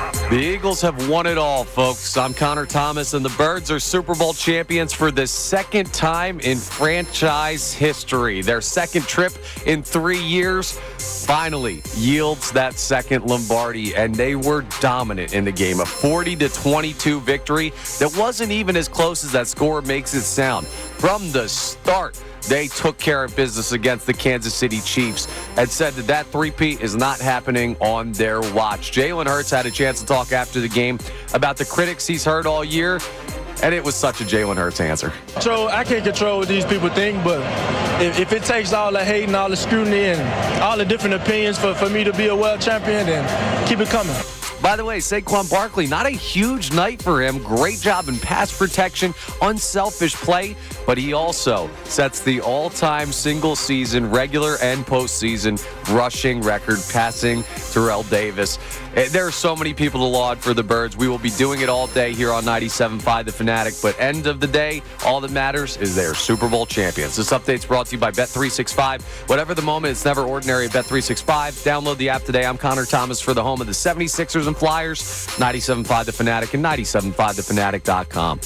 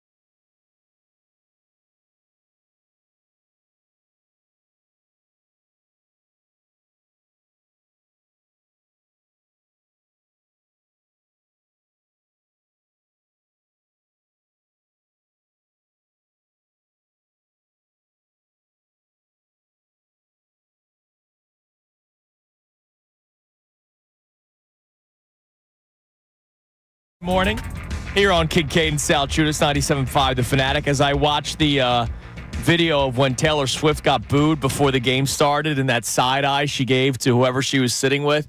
Yeah, that's what happens when you stab Eagles fans in the back and become a Chiefs fan and pretend like you never were an Eagles fan, and your father as well. I hope your father's miserable today, Tay-Tay. Did you see the copy of the New York Post, their headline today? No, I did not. End of an era's. Ah, it's good work. The headlines are just on fire I love it. man. They really are. September 4th, I told you all have plans. Thursday, September 4th, so I would figure maybe vacation day, Friday, September 5th, if you're one of those big Eagles devotees, because you're going to have a home game on September 4th. Eagles get to host the opener. I think there's 3 options for the opening game. I don't believe they're going to use like Cowboys or Giants or something like that. No, they'll save that for the end of the year, yeah. My 3 choices. My third most likely, the Rams. Okay. Who's on their home schedule. My second most likely choice, the Commodes. Rematch of the NFC Championship game. And my number 1 most likely choice, the Detroit Lions. The team that they were supposed to face in the NFC It's going to be Detroit. So you think it'll be Detroit? Like minus 1,000. That's why I put my number 1 as being Detroit. That's where I'm going. So it's unbelievable. Damn right it is, It's going to be, man. but September the 4th, you've got plans, which, by the way, if you're a Shore person, like you are, Andrew, and you like September at the Shore. I do. Oh, yeah. You got another weekend. All the shoobies are Yeah, gone, but you got another weekend after the Labor Day. Because the Eagles will play Thursday night. Oh, yeah, that's right. Oh, dude. So that's all big. the people with shore houses, usually our shore house always went till the week after Labor Day. Yeah. So now you get another week at the Shore. Oh, that's a big development there, John. That Thank is you a very big development. much. September 4th. Put on your calendars. You're listening to 97.5 The Fanatic, WPEN and WPEN HD1 Burlington, Philadelphia, Beasley Media Group station, broadcasting live from the Comcast Business Studio, powering possibilities. We're going to play the montage coming up in a few minutes again that our man Brendan Gunn put together. It was beautiful. Can't wait to listen to it again. Also, programming, though, coming up at 8:30. Man, I guess when you win the Super Bowl, you're not allowed to sleep in. Both Nick Sirianni and Jalen Hurts will have media availability coming up at 8:30. Oh, so yeah. we will hear maybe a groggy Nick and a groggy Jalen the morning after the Super Bowl, Johnny, live on the air? That's fine with me. I don't think you're going to hear groggy any one of them.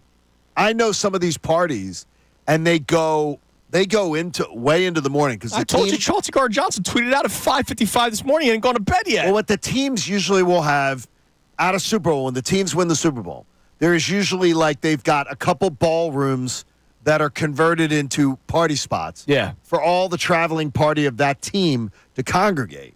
And then I remember running into Rob Gronkowski, shirtless in a pair of white pants, walking outside the Patriots Hotel. Like, I mean, he was just like, and a tie around his neck. And at one of these Super Bowls that they won. He was at a frat party all over again. Exactly. So these things happen. I'm sure, and then they usually bring in food and drink and everything. Yeah, and get everybody to sober up. 5-star food. They I'm want sure. Yeah, but they want everybody. They'll have like the omelet bar, the whole. Yeah, right, and they're exactly. They're eating at like 4 a.m. They're eating breakfast. Yeah. In order to get everybody to sober up, because they will get on the plane and fly home right after Nick Sirianni's done. They'll probably be back on a plane and coming home. And again, the Eagles pulled back the tweet. But I think he got plans Friday. I think everybody has plans Friday. Yeah, parade day, man. Thursday is going to be a washout. Speaking of flying back, Radio Row was a lot of fun. I'm so glad we were back home. I was so glad we made that And choice. I know 2/3 of the people there were Eagles fans, and we saw it with our own firsthand account. 2/3 in the stadium was Eagles fans. I would say 80% of Bourbon Street was Eagles fans.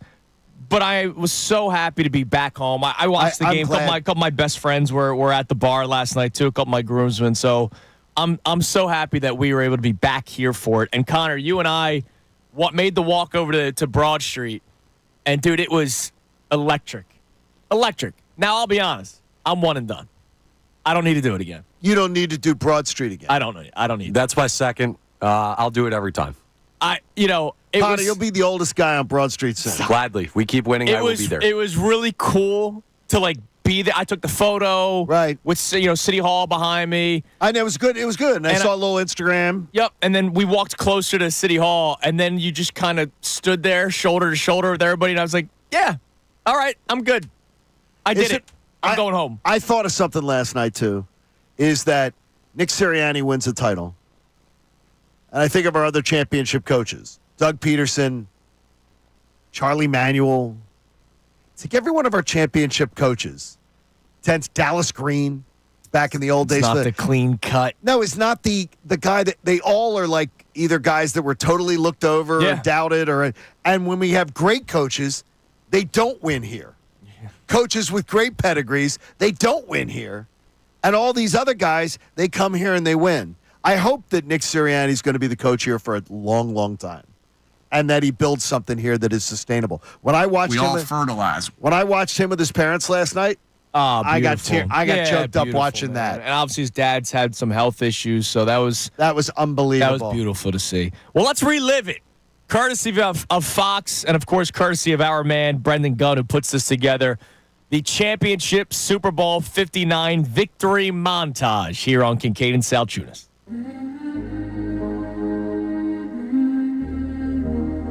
Everything comes with it, and I've always found a thrill in any doubt and any questioning and any opinions. It's always been something that I've embraced, and I don't want it to change now. It's because of the results. So just running your race and playing with purpose. This is what I'm called to do in this season of my life, and I'm going to give it all I have and try my best to leave no stone unturned.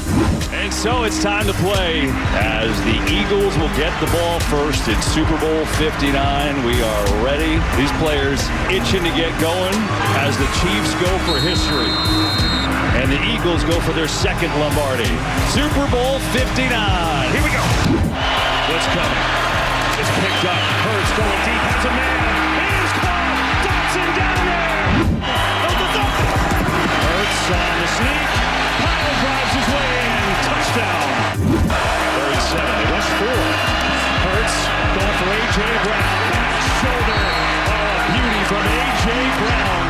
48-yard try for Elliott. Just threw it in there, and it's good. Here's Mahomes. Pressure right away. Mahomes is sacked. Josh Sweat gets home. You want to see me do it again? Second and 14. Four-man rush. Mahomes pressured again. Sacked again. This time it's Jalix Hunt who gets home first. You want to see me do it again? On third and 9. Four-man rush. Pressure again. Mahomes in trouble. Mahomes sacked again. Third and 16. Mahomes rolling out. Looking. Firing. Intercepted. Picked up by Cooper DeJean. Gets a block. DeJean is in. Touchdown. Cooper DeJean is not a safety. He's just a corner who will lock down your number one. Here's Mahomes. Four-man rush over the middle. It's intercepted again. This time it's Zach Ball, and the Eagles are set up inside the 10. Hurts lets it go. Complete A.J. Brown. He's in. Touchdown, Eagles. It definitely took a team effort, took a group effort, and the only thing I can think about is all the effort, all the work that was put in over the course of time. And I think we had a focused group out there. Offense was able to score points, to take advantage of opportunities, just enough to put points on the board. And then defense played their ass off. They played how they played all year. Pressured again. Mahomes dropped again. Fourth sack of the game for Philadelphia. It's Jordan Davis that time. Mahomes pressured again. Sack number 5. It's Josh Sweat again, who's got 2.5 for the game. Hurts looking deep. Out there. Now he's going to throw one for Barkley, who hangs on. Falling backwards down to the 4. To everyone back home in Philly, love you guys. Appreciate you guys. Nice snap, Elliott. drills it right through. 27-0. Eagles on top. I think we just stuck to our process. I think a lot of things got blown, kind of 2 and 2. The outside world had an opinion on what was going on and everything there, and we just stuck to our process and got better from it. Did some things a little differently, got better from a couple things. I think at the end of the day, you saw this team embrace adversity throughout the entire year. Now, it's hard to say that when you won 16 out of your last 17, but there was adversity. There's adversity constantly, and I think we did a good job of embracing that, the ups and downs of a season, and getting better from the things that we went through. Now the Eagles get it back. We're going to run some clock, or maybe throw the dagger. Hurts going deep. Devontae Smith. He has got it.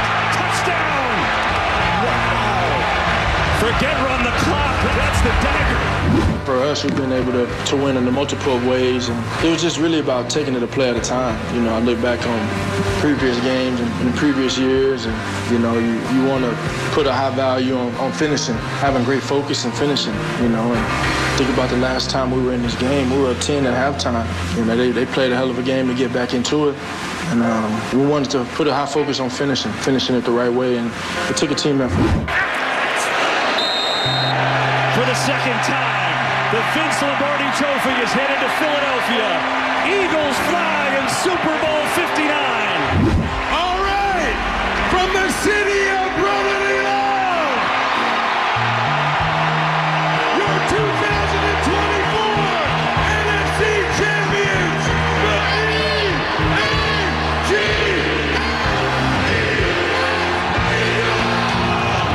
Doubled down on the things we knew to be true. We knew we had special players. We knew we had special coaches. We knew we had special front office and special people in the building. And our goal was to do it together and to stick together and go. So I can't control what these people think, but if it takes all the hate and all the scrutiny and all the different opinions for me to be a world champion, then keep it coming. We came out and we said we can't rewrite history, but we can make it even. And we damn sure did tonight. Love that. Great job, Brendan Gunn, for putting that together, man. Just spectacular. And to relive that with all of you, it brings chills, man. And they did it again, and they destroyed them. I think this week is just going to be great. Yeah. It's going to be a great week. How about month? Yeah, honestly. Yeah, well, no, the year's going to be awesome, but it's going to be a great week. Well, dude, I can't wait. I go to Clearwater in 5 weeks. Oh, my gosh. And that's Philadelphia South, right? Oh, yes. I can't wait to see the Eagles gear all over Clearwater during spring training. It's going to be unbelievable. It's going to be so much fun. We're playing with you guys, partying with you guys all day today. Don't forget, around 8:30. Yeah, sorry, dude. Listen, man, it was a late night. 1 hour of sleep.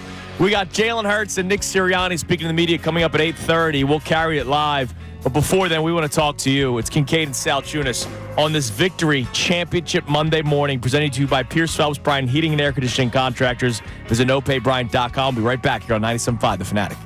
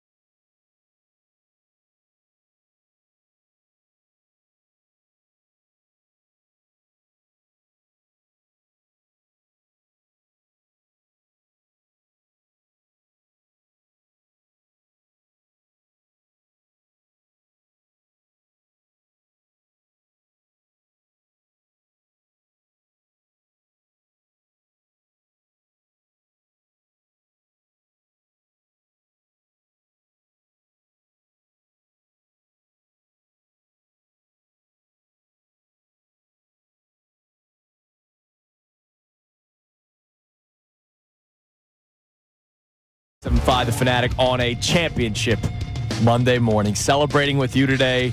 Just a joyous occasion. We'll get back to the calls here in a second. By the way, our apologies. Jalen Hurts and Nick Sirianni speak at 8:30 Central Time. Yeah, so it'll be 9:30. Yes, so right we will, before Mike Missanelli's show and everything. We'll get that to you. We'll carry some of it, hand things off to Mike Missanelli as the party will continue. And Billy Boy. And we will listen to Sirianni Love. I want to know, though, and if Bill Colorulo and Mike could text us, we got to know what time that is. Appointment. Listen, I would love to promote it. Yes, because we would like to promote when they're going to do that. I need to hear that, because today is going to be an amazing, and I think today Ray Dunn participates. Can we get like a local choir to join them too? Just to really, to really do it up, man. I would think we could get a chorus of people. I would imagine parade day. Normally that's second segment for them. So I would say you're hearing around like 10-12 Sirianni Love. By the way, speaking of choir, I didn't get a chance to really listen to it because it was happening during the pregame show, but we could kind of hear it because it was playing through Patty Wax. Which one?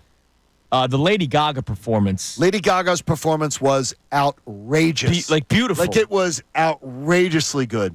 With the choir and everything. Oh, my God. It was beautiful. It was absolutely beautiful. She is very, very talented. And it was unbelievable. And how about it? I watched Joker 2 on the plane on the way down to New Orleans, and then Lady Gaga's in that. Maybe all this is... I was about to say cosmic, but I'm afraid... Yeah, don't do that. Hey. You said it. You get one for the Super Bowl. He got, hey, just remember, too, I got to get a little bit of a shout-out for getting us on that plane the other day. Damn right. So... Delta...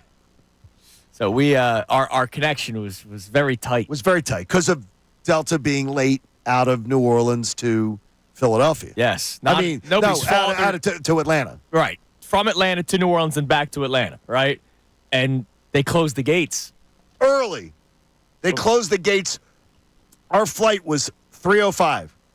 The gates were closed at 2:56. Boarding closed. So we get to the gate, and I say to the lady, we're here. We're getting on that plane. And she was, let's just say, not very nice. No, not very nice. And she said, sir, we have a policy that 8 minutes before flights, the door's closed. And I said, good, I just took a picture. It's 9 minutes. Yeah.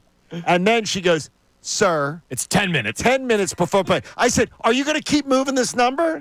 What are we doing here? Bam. Then I go to the window, and I'm like, look, I can see the pilot. And then you said, they're boarding bags. The bags are still We're getting on that plane. We're future two-time Super Bowl champions. Yeah, exactly. We're getting on this flight. This woman hated me. She did hate you. And then she goes, I've been working to get you on the... She was literally saying nothing to us. Chiefs fan, probably. She was terrible. The best part, when I see them open the door, I go, thank you very much. And she goes, you're welcome to me.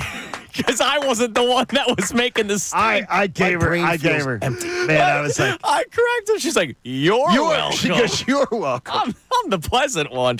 Let's go to the people. Let's go to William in South Philly. What's up, William? Yeah, I just wanted to say, remembering Bill Berkey, also Dynasty Killers, and we need to update Sirianni Love with Sirianni knows how to win Super Bowls. And also, what I want to finish this one with the number one defense in the NFL. How about you give me a Go Birds, William? Oh, Go Birds. Damn right, man. Thanks for the call. He was partying all night. That's all. Let's go to Brian in Dallas. Oh, Brian, what's it like down in Big D? Bruh, it is raining down here from all these kids and these Cowboy fans who became Chiefs fans, and now they don't know what to do with themselves. But real quick, I want to get a shout-out to my boy, Dan Orlovsky, say what he got to say about Hurts now. Oh. He's all on Patrick Mahomes. Hurts has played them the last 3 times and outplayed them each time. He seriously has. Exactly. We don't want to talk anymore about the Joe Burrows and the Josh Allens of the world till they get a ring. Let them, you know what I mean? And I got one more thing to say. I got one more thing to everybody who talked about the great Patrick Mahomes and him beating the Bills and him beating the Ravens and the Steelers and him coming back from all these tough, bad games and what he's done to all these defenses, like the words of Kendrick Lamar, they not like us. You know what I mean? They are not like us. What a win. I was so happy that we destroyed the Chiefs. I don't even hate the Chiefs. But all the talk, all the noise, all the doubting of my quarterback, all the doubting of my defense, the MVP should have went to the defense. The entire defense of what they did to Mahomes. I think Josh Sweat could have made a strong case. I think Cooper DeJean with the pick six. Cooper DeJean could have made a strong case. If it wasn't such a blowout, it may have been DeJean. But Jalen was a master yesterday. He was fantastic. He was fantastic, without a doubt.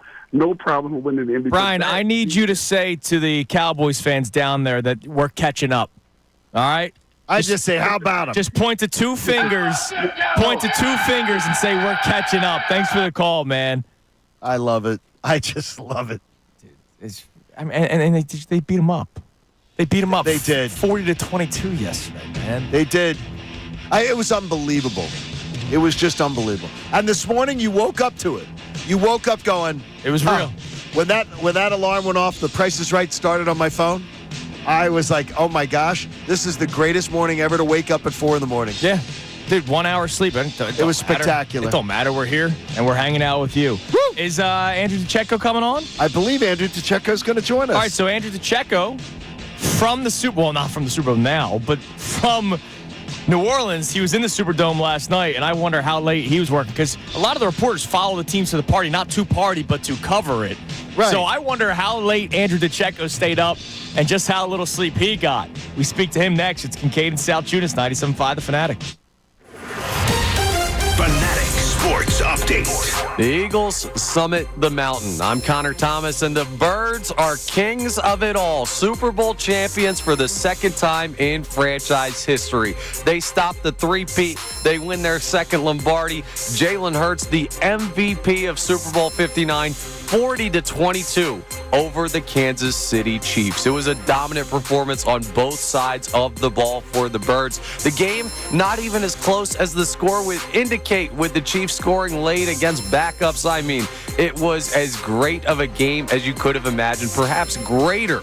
It didn't even take Saquon Barkley. He was held relatively in check, but Jalen Hurts was an absolute monster in the game, and he talked afterwards about the critics that he's been hearing from, not just this year, but his whole career. So I can't control what these people think, but if it takes all the hate and all the scrutiny and all the different opinions for me to be a world champion, then keep it coming. Keep it coming indeed, Jalen. We could get used to this here in Philadelphia, so drink it in, Eagles fans. We will hear from Nick Sirianni coming up at 9:30 for his day after press conference as a Super Bowl winning head coach. This update is brought to you by Allstate. Some people just know you could save money on car insurance by checking Allstate first. So what are you waiting for? Check Allstate first for a quote today. You're in good hands with Allstate. I'm Connor Thomas for the home of the 76ers and Flyers, 97.5 The Fanatic and 97.5thefanatic.com.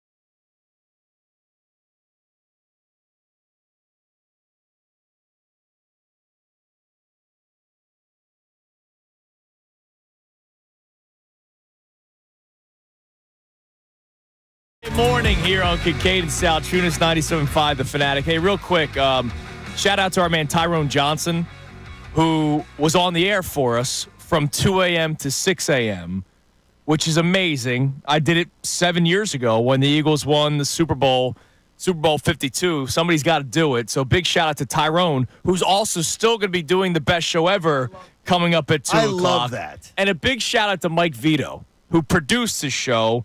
He's our, AP here. And, or AP. APD. APD, thank you. He is not going to bed because he worked yesterday morning. Right. Watched the game, came in to work with Tyrone. And he's in management, so he's still in his office. I love that Tyrone just had to be on the air. Yeah, because it's an incredible experience. But I love that. It's and if anybody whines about being tired in this industry, then you're probably in the wrong industry. That's on you. Buddy, nobody that's ever put on the Midnight Green or Kelly Green is tired today. Damn right, my man. Gosh. By the way, Isaiah Rodgers yesterday on social media, he'll get the joke out of the way for you, Johnny. What's that? I guess you could say life's a gamble. From the bet slips to the next chip. Okay. That was his Instagram post. By the way, now you see? Big play first quarter yesterday. He almost intercepted that. That was a big play, man. That was I respect the fact that make fun of yourself. Yeah. Make fun of yourself before somebody else has the chance to do it. Absolutely. I like to see him doubling down on that. And that he was a big play. Dude, he almost picked it off. He did. It was knocked down by Hollywood Brown, but that was Isaiah Rodgers getting run in the very first drive for the Kansas City Chiefs. All right, let's head down to New Orleans. The scene of the Eagles' victory in Super Bowl 59. And a man that we hung out with a lot last week, Johnny, not just on the air, but around about the brilliant city of New Orleans. He did a great job covering the team all season long, and it continued last night during Super Bowl 59 from Inside the Birds and here on 97.5 The Fanatic, our man Andrew DiCecco. Andrew, how much sleep did you get last night? Just a couple of hours. I literally just woke up like 15 minutes ago. Oh, well, good morning, sunshine. But for you guys, I stopped what I'm doing.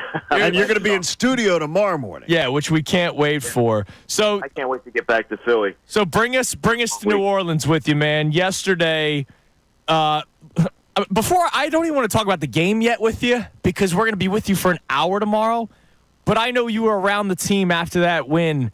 Dude, what did that game mean to guys like Jalen Hurts, Nick Sirianni, all the rookies that you have talked to with your rookie diary? I mean, you win the Super Bowl. That's a big day for anybody. Take us inside the locker room when they were celebrating, man. Yeah, I'll paint the picture for you guys. You know, before we go into the locker room, they're playing Blow the Whistle. You can hear that pulsing through the locker room. Then when the doors open, I mean, my jacket, I could smell it over there. My sports coat, it smells like cigar smoke. Yeah, I bet. There was champagne that they were popping. They were huddled around his teammates, just enjoying the moment. They were singing together. Howie Roseman was feeling it. Jeffrey Lurie was in there, and he was feeling it.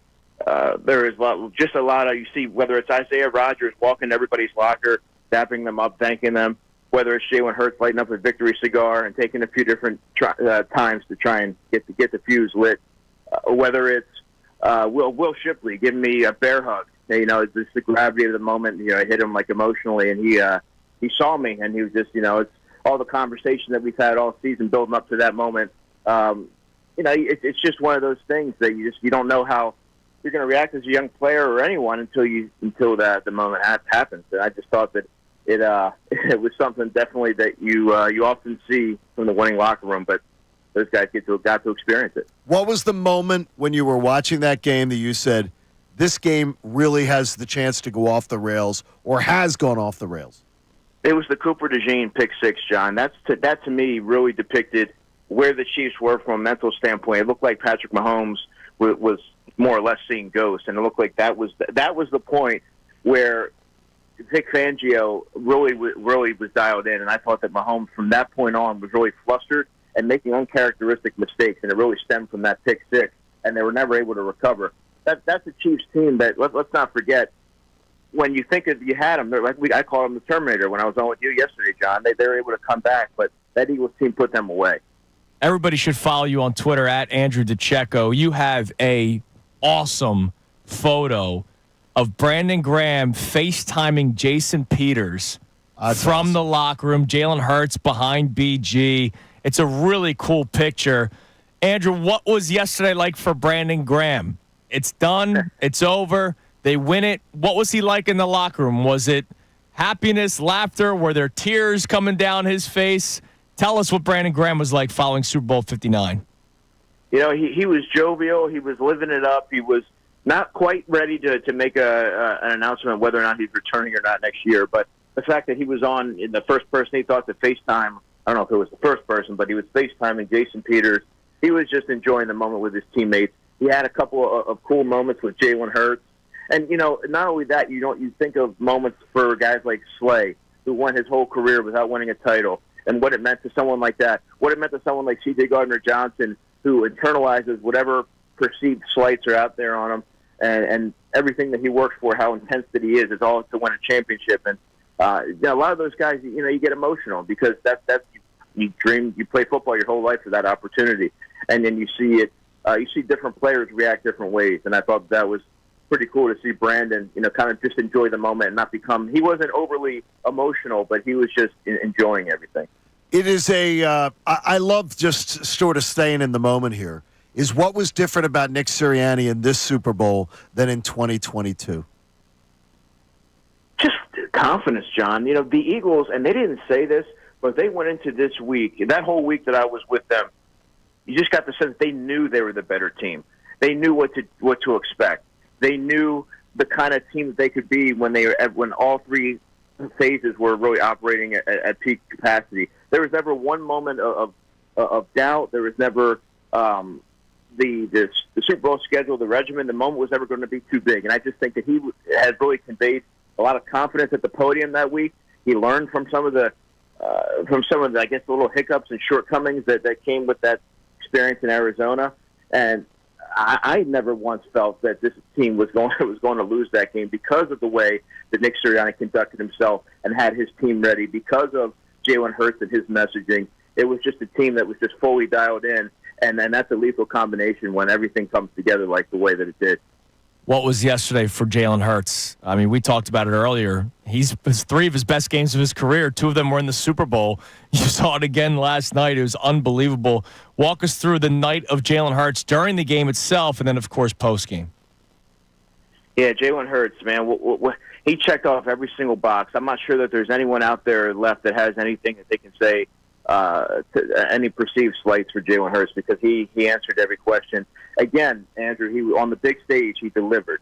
The numbers and the way that he plays may not look like how everybody depicts a franchise quarterback to look, but he goes out there, he made almost every throw except for the interception. That was his first interception since November when he threw one to Trayvon Diggs. He threw with touch, he threw with accuracy. I was actually most impressed with his decisions to run the football and get down.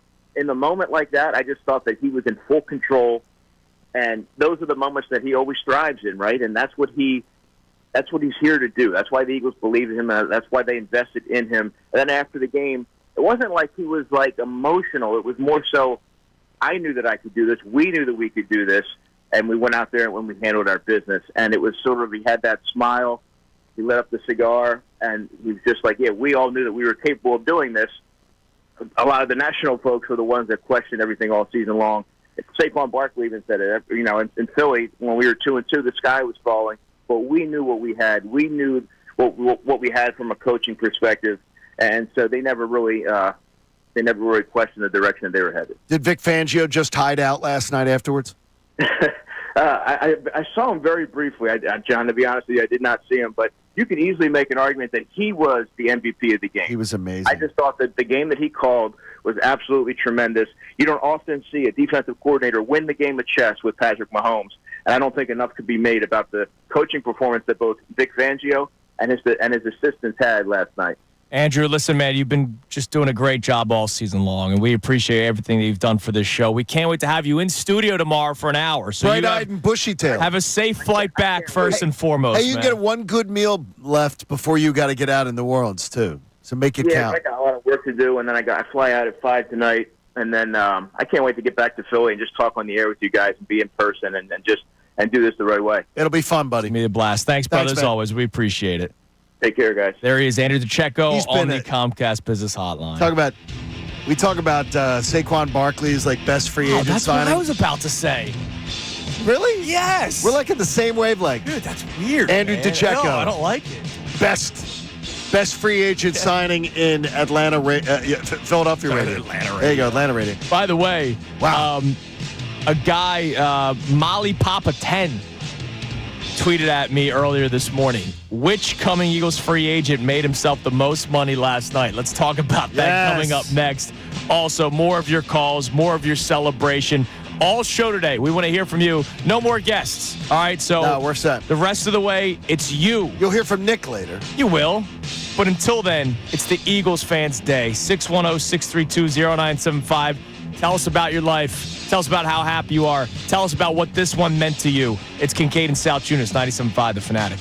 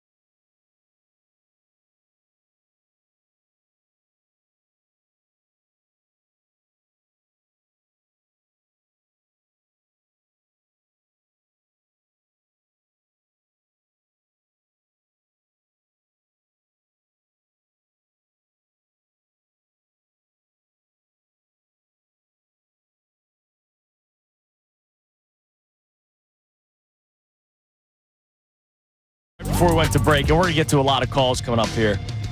Molly Papa 10, which coming Eagles free agent made himself the most money last night? So let's go Bond, Sweat, Milton Williams. Probably Sweat, because I remember Schefter tweeting out last week that he's probably going to be the highest coveted edge rusher in free agency this year.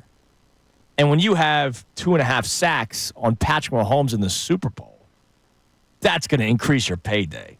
So I think I go Sweat before I go Bond just because of the position. Edge rusher is a more expensive position than linebacker. Also, Bond wouldn't have made that money last night because he was a finalist for Defensive Player of the Year. Yeah, he was cemented to get paid. Milton Williams is a rotational guy.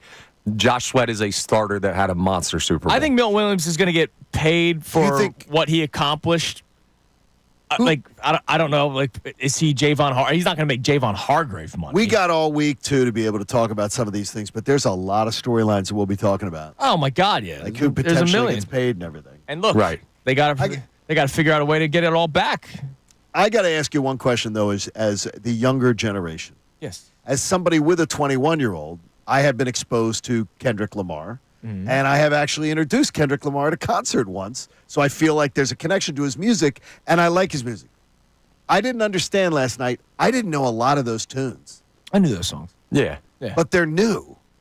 No. A lot of it was new. A lot of there's stuff that's in my library that I use, and then there was stuff that was like new stuff. Yeah. I think three were songs from either this most recent album or but then there's some of his OG songs. Usually when you do a Super Bowl, the performer caters to the OG stuff to get the largest audience of interest. And to me, I didn't have any problem with it, except I didn't think it was much of a show. It really wasn't a. I get it. Usually the Super Bowl show is more of a performance. Right. It was more of just the tunes. I thought the transition from tune to tune was flawless. I just can't believe Not Like Us actually was performed. So here's what I was amazed. Well, the thing is, though, he had performed it a week earlier with the Grammys. I know, but so it was already on national TV. Yeah, it was already approved. You're right. But SZA too. Oh, she was great. She was fantastic. But Kendrick Lamar was like the Eagles, right? You might ask, 3rd and 1, why do you run that play call? That's a dumb play call considering you need to pick up a yard. And he just knows he's got the tush push it just coming. works. He knows he has the automatic. So sometimes you forget about the other stuff leading up to it. Football, Connor. Wow. There you go. Man, lack of sleep and all. All right, let's go to John, who's on I-95. What's up, Johnny? Hey, what's up, guys? Yeah, I'm on I-95 heading to Florida. Oh, have a safe trip, man. You're bringing home the Lombardi. Yeah, the only reason I'm doing it today is because my son was like, I need you to be home for the game. We got to watch the game together. Oh, that's awesome, man. That's really special. So I hope he's listening. But, yeah, we had So you drove up from Florida just to hang out with your boy? No. I live in Exton, Pennsylvania. Oh, good. One of my neighbors. I put off leaving, till this morning. Oh, that's beautiful, man. But I told him and I went to the Ravens game in Baltimore, and I told him that day, that defense takes your heart. They're going to win the Super Bowl. They just take your heart in the second half, and you got nothing left. You don't even want to play. Well, they stopped them. And yesterday, John, and thanks for the call, brother. Have a safe drive home or down to Florida. Yesterday proved one of the points we were, trying to figure out. Can you win this way? Which no, they can. We have been saying that you can win with a great rushing attack and a great defense because it's a perfect marriage, right? You're controlling time of possession, which is giving your defense a chance to breathe. A vicious, ferocious, opportunistic defense, which you saw again last night against Patrick Mahomes. And I know Saquon didn't have his best day of the season, but, they didn't go away from the run. The guys like Alex Smith, that's why I hated the quote that he had so much, and I made such a big deal of it. You're good enough to get to the Super Bowl, but you're not good enough to win it this way. I didn't understand that. If you're in the Super Bowl, you can win. Alex Smith doesn't. I don't think he thinks out his takes. I wonder if he addresses that. Would somebody say, hey, what did you mean by this? Because it made no sense. Oh, yeah, you could win the NFC Championship game run first, but you can't win the Super Bowl run first. Proved wrong yesterday. Proved wrong. You were proved wrong, yes. Bottom line. Let's sneak in one more. Let's go to Colby in Collegeville. What's up, Colby? I'm trying to call it. What's Yo, up, man? Colby. You're on. Colby? All right, let's go to VT. Ron, hey, what's up, brother? What's up, Ron? Guys, what hits up? Listen to this. Listen very carefully. Super Bowl champions. Super Bowl champions. Hey, I'm saying it again. And Andrew, I have a memory from 2017. It must have been 4 o'clock in the morning in freezing Minnesota. And who did I talk to? I talked to you. Damn right, man. My first ever hosting shift, hours after the Eagles won the Super Bowl. And I spoke to you, and I'll never forget it. And I'll never forget last night. Look, I got to give so many props to Fangio, and we talked about this earlier on a couple games back. I have never seen Mahomes be rattled like he was rattled last night. He was just rattled. And just to rush with 4 guys, and you put edge rush on the guy, and he is a deer in the headlights. When does that happen to Patrick Mahomes? Well, Ronnie, John, give the stat again if you have it in front of you. The blitz stat. 42 times he was dropped back last night. The Eagles didn't blitz once, and every quarterback who has never been blitzed in a Super Bowl, there's only been 6 of them. They're 0 for 6. It's amazing. They just knew that they didn't have to do it. And Dan Orlovsky, by the way, on Get Up this morning, has said it's the worst performance he's ever seen, worst game he's ever seen Patrick Mahomes play. Oh my God, yeah. He just said that. I was just watching it, and he just said that, waiting to get on. But I'll tell you something. You know, I just props. Just props. I mean, the man is worth every dime that he gets. You know, Fangio, he's a local guy.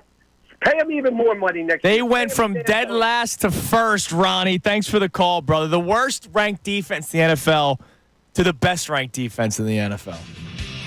Think about what we went through last year. Third and longs. 30th. They were 31st against the pass, 30th overall, 30th first this year. It's ridiculous. Couldn't tackle last year. I bet Avonte Maddox made a play yesterday.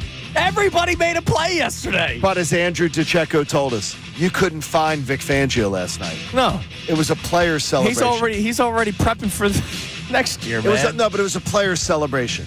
And that's exactly who the man is. Well, we'll continue to celebrate with you. Mike Missanelli Show coming your way at 10 o'clock, but we're having a party up until then. It is Kincade and Salciunas here on 97.5 The Fanatic. Fanatic Sports Update. The Birds win the bowl. I'm Connor Thomas, and the Philadelphia Eagles are Super Bowl champions again. Their second Lombardi in franchise history came home last night in a 40-22 drubbing of the Kansas City Chiefs. The game, not even as close as the score would indicate. The Chiefs scored a couple times late. There was a point where the Birds were up 34-0 in this one. It was a dominant performance from both sides of the ball, and the Super Bowl MVP, it goes to Jalen Hurts. We know the criticism that has been thrown his way, not just this year, but throughout his career. Jalen Hurts talked about those critics after the game. So I can't control what these people think, but if it takes all the hate and all the scrutiny and all the different opinions for me to be a world champion, then keep it coming. I wonder what type of speech he's going to give at the parade that we're waiting for later this week. It was an amazing season, an amazing finale, and the Philadelphia Eagles stopped the three-peat. And did they create their way towards a dynasty of their own? Well, we'll have plenty of time for the rest of the year to talk about all of that. But right now, bask in the glory, Philadelphia. Your Eagles are world champions once again. This update is brought to you by Bradford White Water Heaters. When you need a new water heater, choose one that's built to be the best. Choose Bradford White. I'm Connor Thomas for the home of the 76ers and Flyers, 97.5 The Fanatic and 97.5thefanatic.com.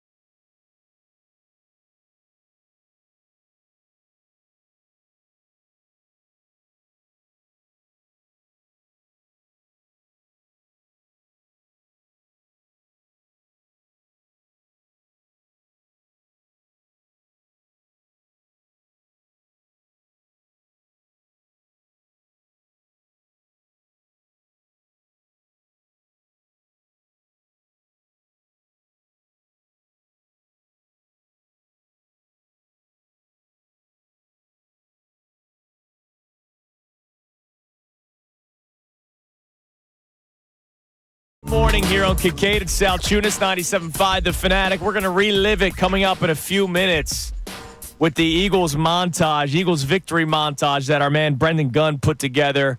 Obviously, all the sounds from Fox. You'll hear Jalen Hurts, Nick Sirianni, and it's been a tearjerker, honestly, when we've been listening to it. The music in the background, the messages from the players, the head coach, Nick Sirianni, especially when we've been living it so much more than anybody from the national media. We know the storylines inside and out. And a congratulatory text just came across to me from Sean Marash to our show and to our listeners, who's been a guest on our show before. Yes. Who has engaged our fan base well in the whole Saquon thing. Yes, he Said, has. congrats on everything you guys accomplished.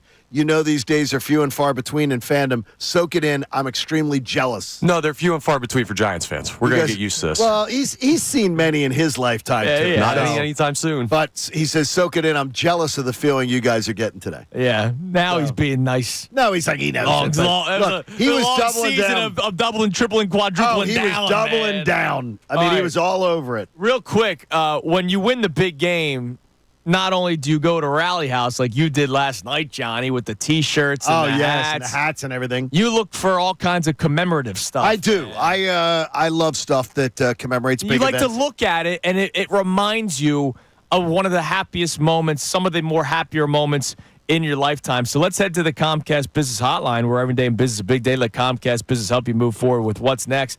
Been talking to this man a couple times now over my career because I've been able to see Super Bowls and conference championships from Nyco Sports. Our man, Bob. He's got the new football. What do we got, Bob? Tell us about it.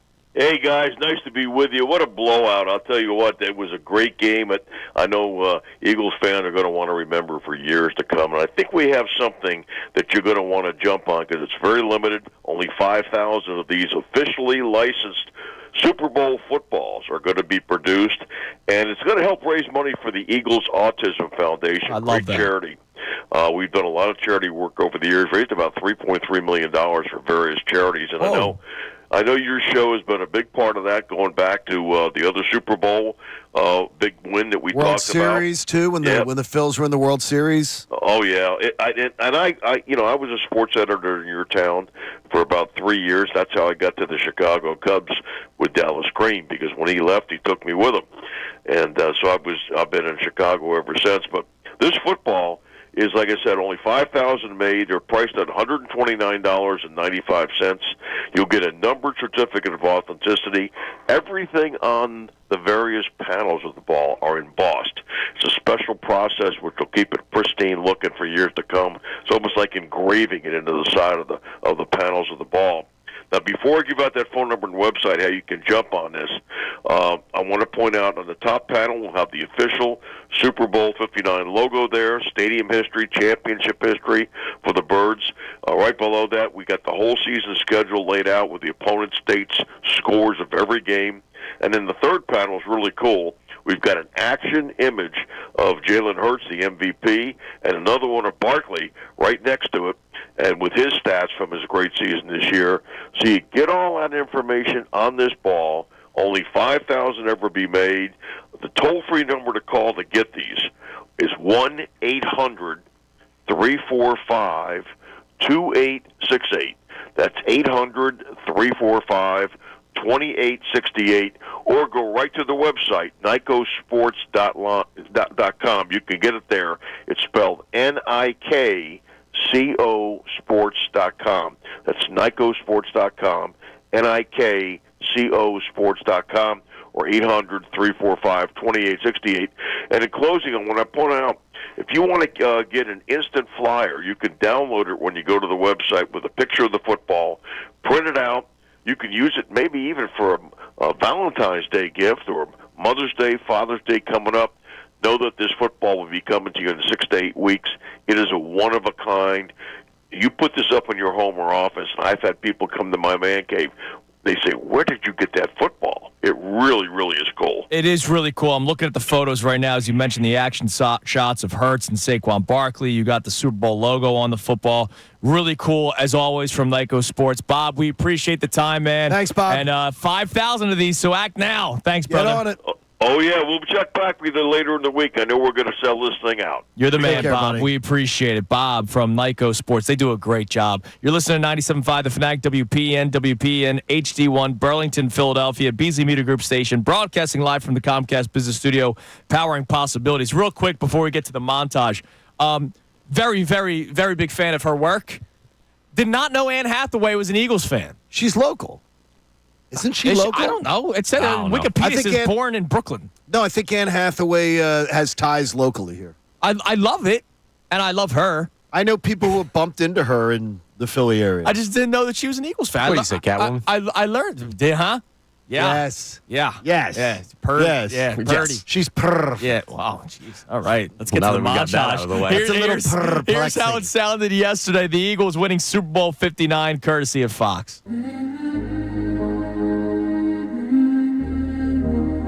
Well, everything comes with it, and I've always found a thrill in any doubt and any questioning and any opinions. It's always been something that I've embraced, and I don't want it to change now just because of the results. So just running your race and playing with purpose. This is what I'm called to do in this season of my life, and I'm going to give it all I have and try my best to leave no stone unturned. And so it's time to play as the Eagles will get the ball first in Super Bowl 59. We are ready. These players itching to get going as the Chiefs go for history. And the Eagles go for their second Lombardi. Super Bowl 59. Here we go. What's coming? It's picked up. Hurts going deep. Has a man. Is caught. Dotson down there. Hurts on the sneak. Pyle drives his way in. Touchdown. 37. They rush forward. Hurts going for A.J. Brown. Pass shoulder. Oh, beauty from A.J. Brown. 48-yard try for Elliott. Just drew it in there, and it's good. Here's Mahomes. Pressure right away. Mahomes is sacked. Josh Sweat gets home. You want to see me do it again? Second and 14. Four-man rush. Mahomes pressured again. Sacked again. This time it's Jalix Hunt who gets home first. You want to see me do it again? On third and 9. Four-man rush. Pressure again. Mahomes in trouble. Mahomes sacked again. Third of the day for Philadelphia. Third and 16. Mahomes rolling out. Looking. Firing. Intercepted. Picked up by Cooper DeJean. Gets a block. DeJean is in. Touchdown. Bertagine is not a safety. He's just a corner who'll lock down your number one. Here's Mahomes. Four-man rush over the middle. It's intercepted again. This time it's Zach Bond, and the Eagles are set up inside the 10. Hurts lets it go. Complete A.J. Brown. He's in. Touchdown, Eagles. It definitely took a team effort, took a group effort, and the only thing I can think about is all the effort, all the work that was put in over the course of time. And I think we had a focused group out there. Offense was able to score points, to take advantage of opportunities, just enough to put points on the board, and then defense played their ass off. They played how they played all year. Looking around, pressured again. Mahomes dropped again. Fourth sack of the game for Philadelphia. It's Jordan Davis that time. Mahomes pressured again. Sack number 5. It's Josh Sweat again, who's got 2.5 for the game. Hurts looking deep. Not there. Now he's going to throw one for Barkley, who hangs on. Falling backwards down to the 4. To everyone back home in Philly, love you guys. Appreciate you guys. High snap, Elliott drills it right through. 27-0. Eagles on top. I think we just stuck to our process. I think a lot of things got blown, kind of 2 and 2. The outside world had an opinion on what was going on and everything there, and we just stuck to our process and got better from it. Did some things a little differently, got better from a couple things. I think at the end of the day, you saw this team embrace adversity throughout the entire year. Now, it's hard to say that when you won 16 out of your last 17, but there was adversity. There's adversity constantly, and I think we did a good job of embracing that, the ups and downs of a season, and getting better from the things that we went through. Now the Eagles get it back. We're going to run some clock, or maybe throw the dagger. Hurts going deep for it all. Devontae Smith. He has got it. Forget run the clock. That's the dagger. For us, we've been able to win in the multiple ways, and it was just really about taking it a play at a time. You know, I look back on previous games and in previous years, and, you know, you want to put a high value on finishing, having great focus and finishing, you know. And think about the last time we were in this game. We were up 10 at halftime. You know, they played a hell of a game to get back into it. And we wanted to put a high focus on finishing it the right way, and it took a team effort. For the second time, the Vince Lombardi Trophy is headed to Philadelphia. Eagles fly in Super Bowl 59. All right, from the city of brotherly love, your 2024 NFC champions, the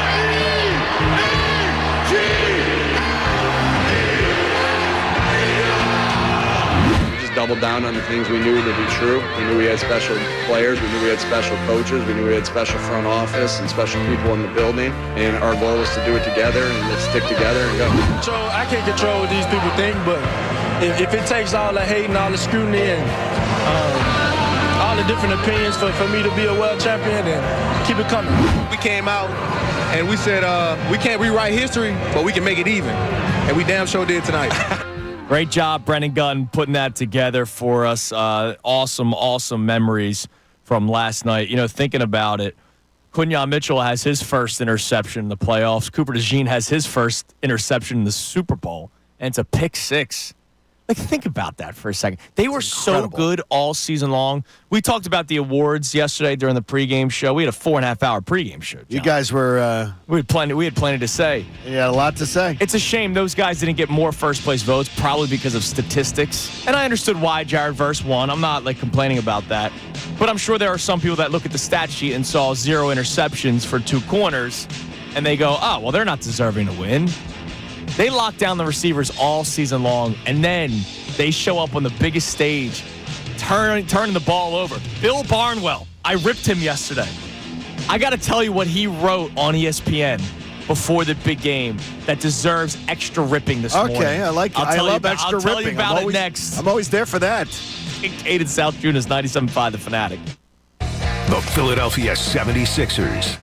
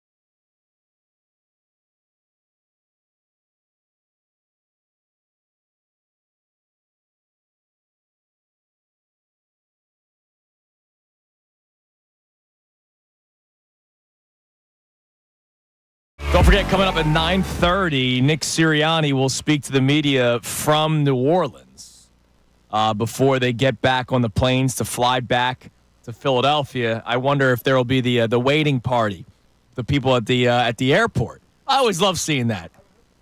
I hope that they would It's not usually a big crowd, but it's usually like 100 people that take the time out of their day to be there, and it's really freaking cool to see that kind of stuff. And just again, we're celebrating all day today, and we want to continue talking to you. Bill Colarulo in the house; he's ready to go. Real quick, the guy that wrote the Cooper DeJean is not a safety song that you've heard in the montage that Connor's been playing as a drop. I hope that guy gets like some sort of recognition. I hope Cooper DeJean meets him. Well, I think meeting him is something sure. He can't get anything for it. No. But I'm not saying I hope he makes... recognition, sure. I hope Cooper DeJean shakes his hand one day. Do you just think about all the stuff this season, like all the extracurricular stuff surrounding this team? You've got inner excellence. You've got the exciting whites. You've got the Cooper DeJean song. You've got the Sean Barkley stuff, the Joe Shane thing. By the way, I loved it when he won Offensive Player of the Year. His teammates did like a congratulations video. They were calling him Sean in it. Yeah, he posted it on his story. That has since carried into the locker room, Sean Barkley. We both were laughing. My wife and I were laughing last night at watching the videos of like some of the stuff from afterwards. It popped up I heard the Bears are the Eagles are now out on Saquon, and then John Maragon. If Saquon ends up in Philadelphia, I'm not going to be able to sleep. I mean, guess what? We didn't sleep last night either. Dude, That's awesome. I still can't believe they allowed that to happen, but they did. All right, let's go to the phones. Let's go to Matt. I love this. I love what Matt's going to say here. Matt and Delco. Okay. What's up, Matt? Hey. What's up, buddy? Hey. Go Birds. First of all, love you, John. Thank you, brother. John. What a day today, huh? It's an amazing day. So thrilled. Listen, so excited. God is good. God is good, and He does for us what we can't do for ourselves. And when we played the Chiefs in the Super Bowl the first time, I was drunk as hell. He said, let's try this again, do it the sober way, and let's win. And that's what this year's about, baby. I'll be honest, Matt. There are a couple people around us that were like, they weren't able to watch the game. And I'm like, what are you doing? Like, this is the Super Bowl. What do you mean, you're not able to watch it? Dude, like, there was nervous? this one guy. No. This one guy next to me ordered a drink, and he spilled it before he able to take a sip. Oh, geez. He was that so wasted. loaded. And I'm like, come on, man. You're not enjoying. And then he got kicked out of the bar, and his buddy was pissed because he had to go with him. That's terrible. Hey, and how about our quarterback? I said it when we amazing. Drafted him, the second round, and all he did, he's a winner. And I said that from day one, and here we are. It's awesome. You've been right about it, Matt. Thanks for the call, brother. Keep the main thing the main thing. Standard's a standard. It's awesome. It's such a great feeling. Like, think about where we came from last year. Last year was miserable. Last year freaking sucked, man. And they were a good they had a good roster. Not as good as this one, obviously, but they had a good roster. And they had the historic collapse, and it got to the point where we had to legitimately question the status of the head coach. 10-1 spiraled into 11-6. And look, I thought they were going to bounce back as a franchise. I thought they'd be in the Final Four. You did. Super Bowl champs in that kind of fashion. I never saw that coming. Oh my God! No way. I don't know how anybody could. The way that they beat the Commodes and then just pounced all over the Kansas City Chiefs was just tremendous. What do you think Saquon Barkley's daughter is thinking this morning? Does this mean we're going to win now when he goes to Philadelphia? Yeah, that video of the voicemail that she left him was like a tear jerker. Oh my gosh! We're John and I are two softies over here. You know what I mean? I get suckered in by everyone. But that was a damn tear jerker, and that was before the game even played. So I bet you if I would listen to that today, I'll be bawling my eyes out. When I saw Sirianni with his mom and dad, made me cry. That got me choked up. The minute they showed, I was totally holding it together at the end of that game, just being like the anticipation of get this thing over. Yeah. So we get on with it. When I saw Devontae Smith on the bench teared up, immediately I got teared up. Louisiana native. It was unbelievable. Hometown, home team type of thing. Champion in college and now champion. And he shows up in the biggest of games. By the way, speaking of the receiving corps, our man DeCheckadamas, Andrew DeCecco, predicted a big catch by Jahan Dotson yesterday. There was. And he said, and I remember he said, it might not be for a touchdown. Well, but from it's the a big half-yard play. line. And he gets to the half-yard line, and then they do the tush push to score. Unbelievable. All right, coming up next, before we hear from Sirianni and Hurts, we need to hear Hurts say some famous words that the MVP of the Super Bowl always gets to say. And Jalen Hurts sounds like he's a big fan of Disney World. It's Kincade and Salciunas, 97.5, The Fanatic. Fanatic Sports Update. The Eagles are Super Bowl champions, folks. I'm Connor Thomas, and the Birds have captured their second Lombardi in franchise history. A 40-22 blowout over the Kansas City Chiefs. All we heard all week is how Patrick Mahomes and Andy Reid were destined for the three-peat.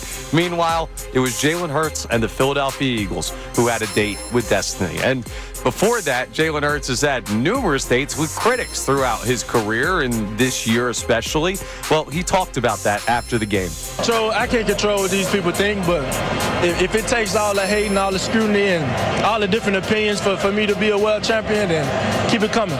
Not sure what they're going to say now, as Jalen Hurts is the Super Bowl MVP for your Birds. And it was a strong performance on both sides of the ball.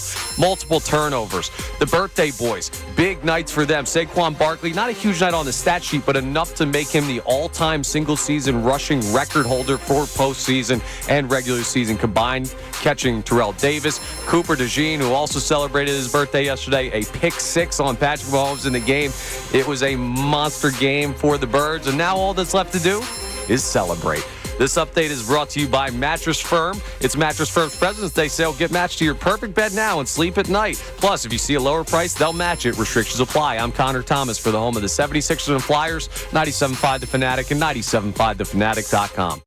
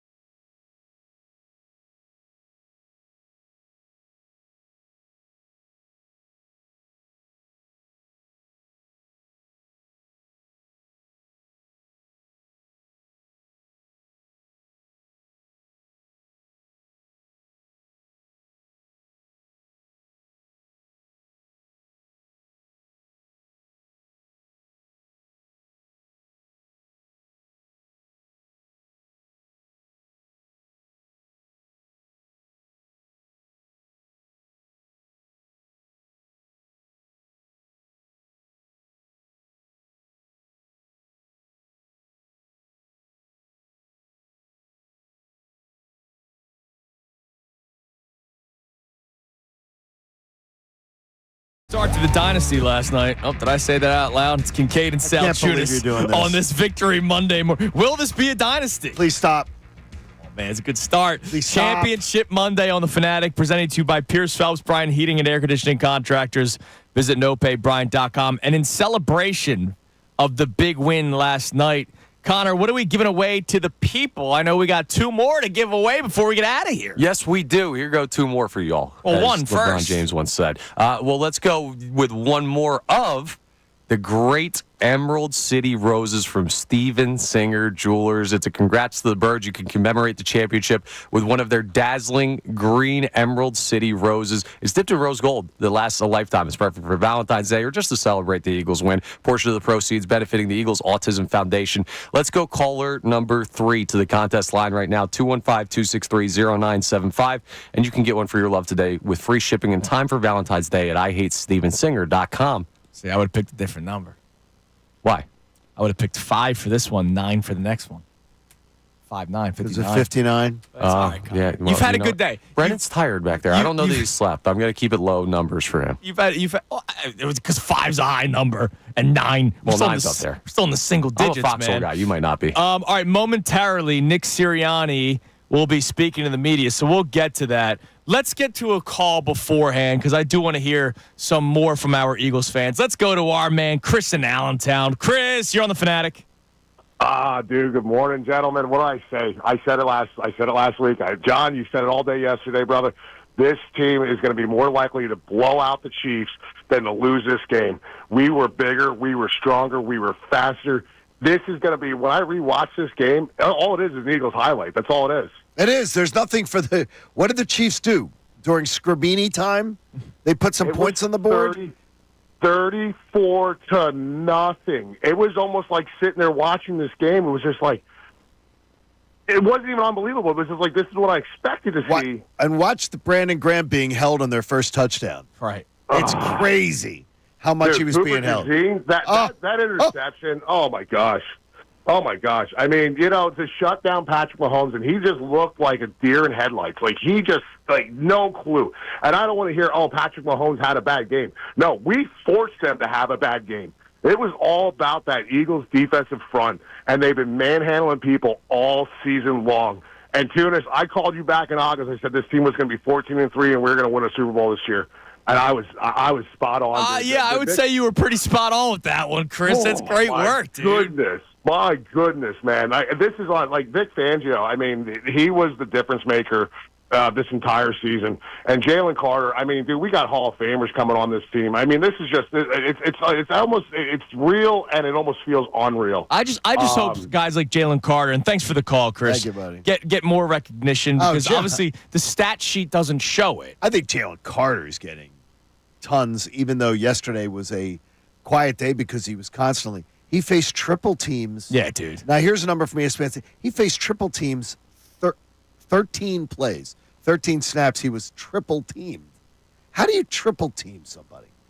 Even I'm trying to figure that out. Maybe you Bill put 3 Collar, guys on him. Yeah. I understand that concept. I don't understand the concept of how that would work. Maybe guard, center, and running back is going in and taking a chip. Maybe that's what it is. 13 snaps, triple teamed? Yeah. That's absurd. They weren't going to let him beat him. He did not face anything less than a double team. All right, before we get to Sirianni, can we give away another rose, Connor? Only if you ask nicely.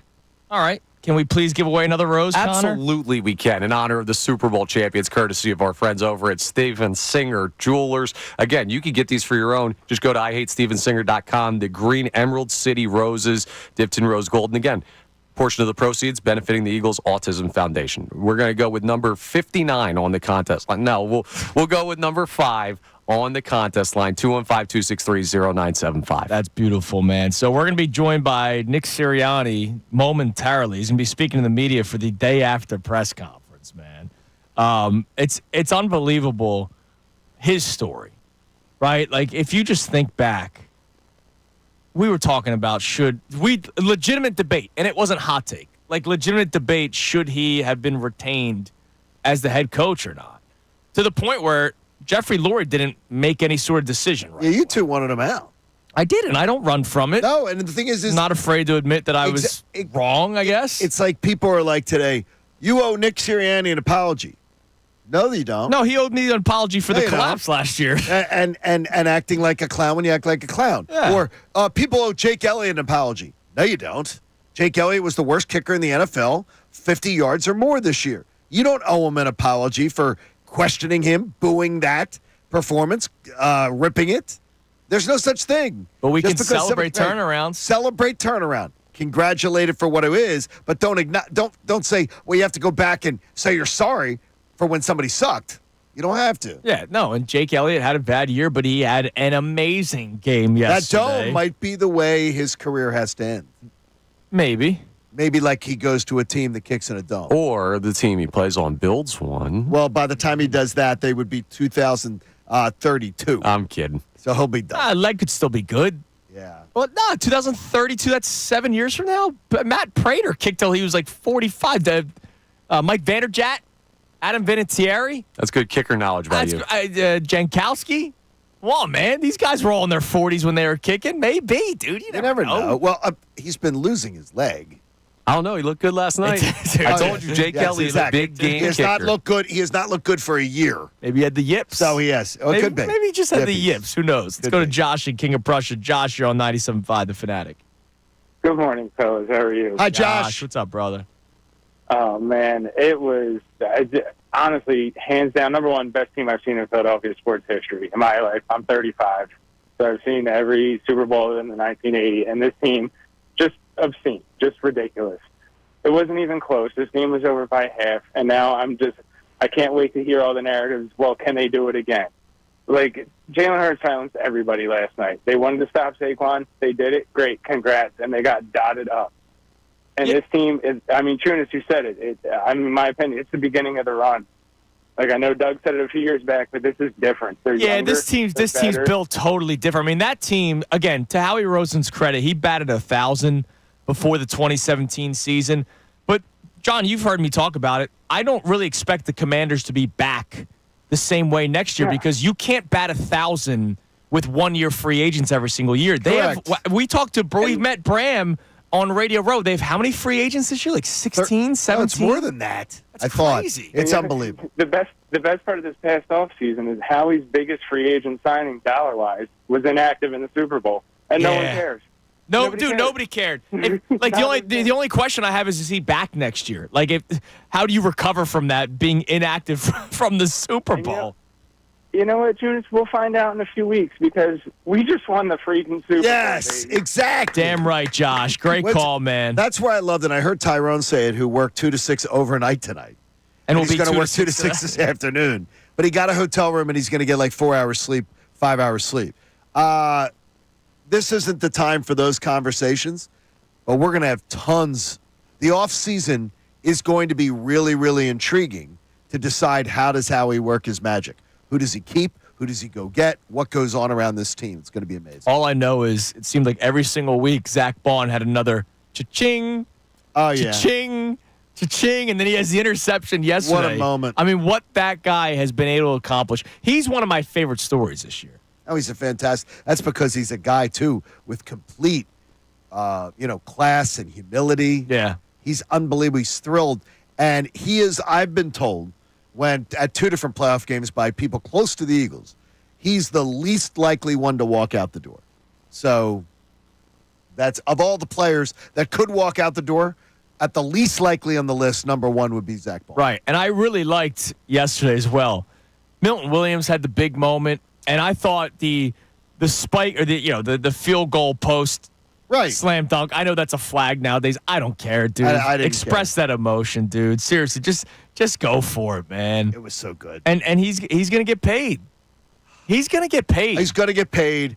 I wonder if you were to say Sweat and Milton Williams, I would imagine that Sweat is the guy who's going to cash in more, even though he has had large periods of time where in his career, where he disappears.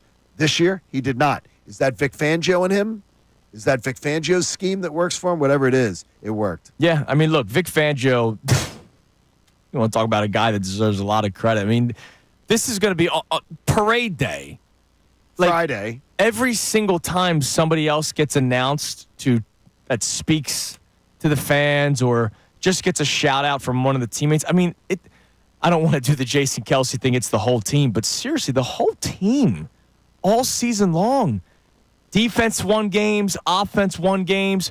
Hurts won games with his arms. Barkley, we know what he did with his legs. A.J. Brown had his days. Devontae Smith had his days. The offensive line. And then all the defense. I mean, from the defensive line all the way to the back unit of the secondary with the safeties, there was a play made every single week, it seemed like, by somebody new, too. I mean, Moro Ajomo had another play yesterday. It's crazy. It's crazy how many different options they have for impact. The guys that can make an impact at any time. And it's every single week. Doesn't matter. Constantly. Regular season, doesn't matter if it's wild card round, divisional round, NFC Championship, Super Bowl. There was always a player that was making a play. Now, we haven't played this yet. We got to play the Jalen Hurts. This is going to make you a little choked up if you haven't. Well, we are going to have to try to figure that out because Connor's awaiting Nick Sirianni over there. Oh, okay. So I'm sorry, Connor. Well, it's only 30 seconds. You can always go with the top computer, Internet One. Come on, man. You could do Back that. in my producing days, I would have been able to throw that out there for you. This is the people need to hear this, Connor. As you're scrambling, here's Jalen Hurts. This is always one of those emotional moments after the game. Jalen Hurts, you and the Philadelphia Eagles just won the Super Bowl. What are you going to do next? I'm going to Disney World. And he actually had a smile on his face when he did it. He flushed all just the haters with that big $1 million smile. He flushed them down the toilet. He did. He did a Kobe. You got to flush it. Is he a big Pixar guy? Jalen Hurts, you think? I don't know, but he seemed very happy. That was the most smile I've ever seen. He seemed really happy to be going to Disney World. Here's one for you. A giant big ad agency out in New York from ESPN that the people expected to cash in.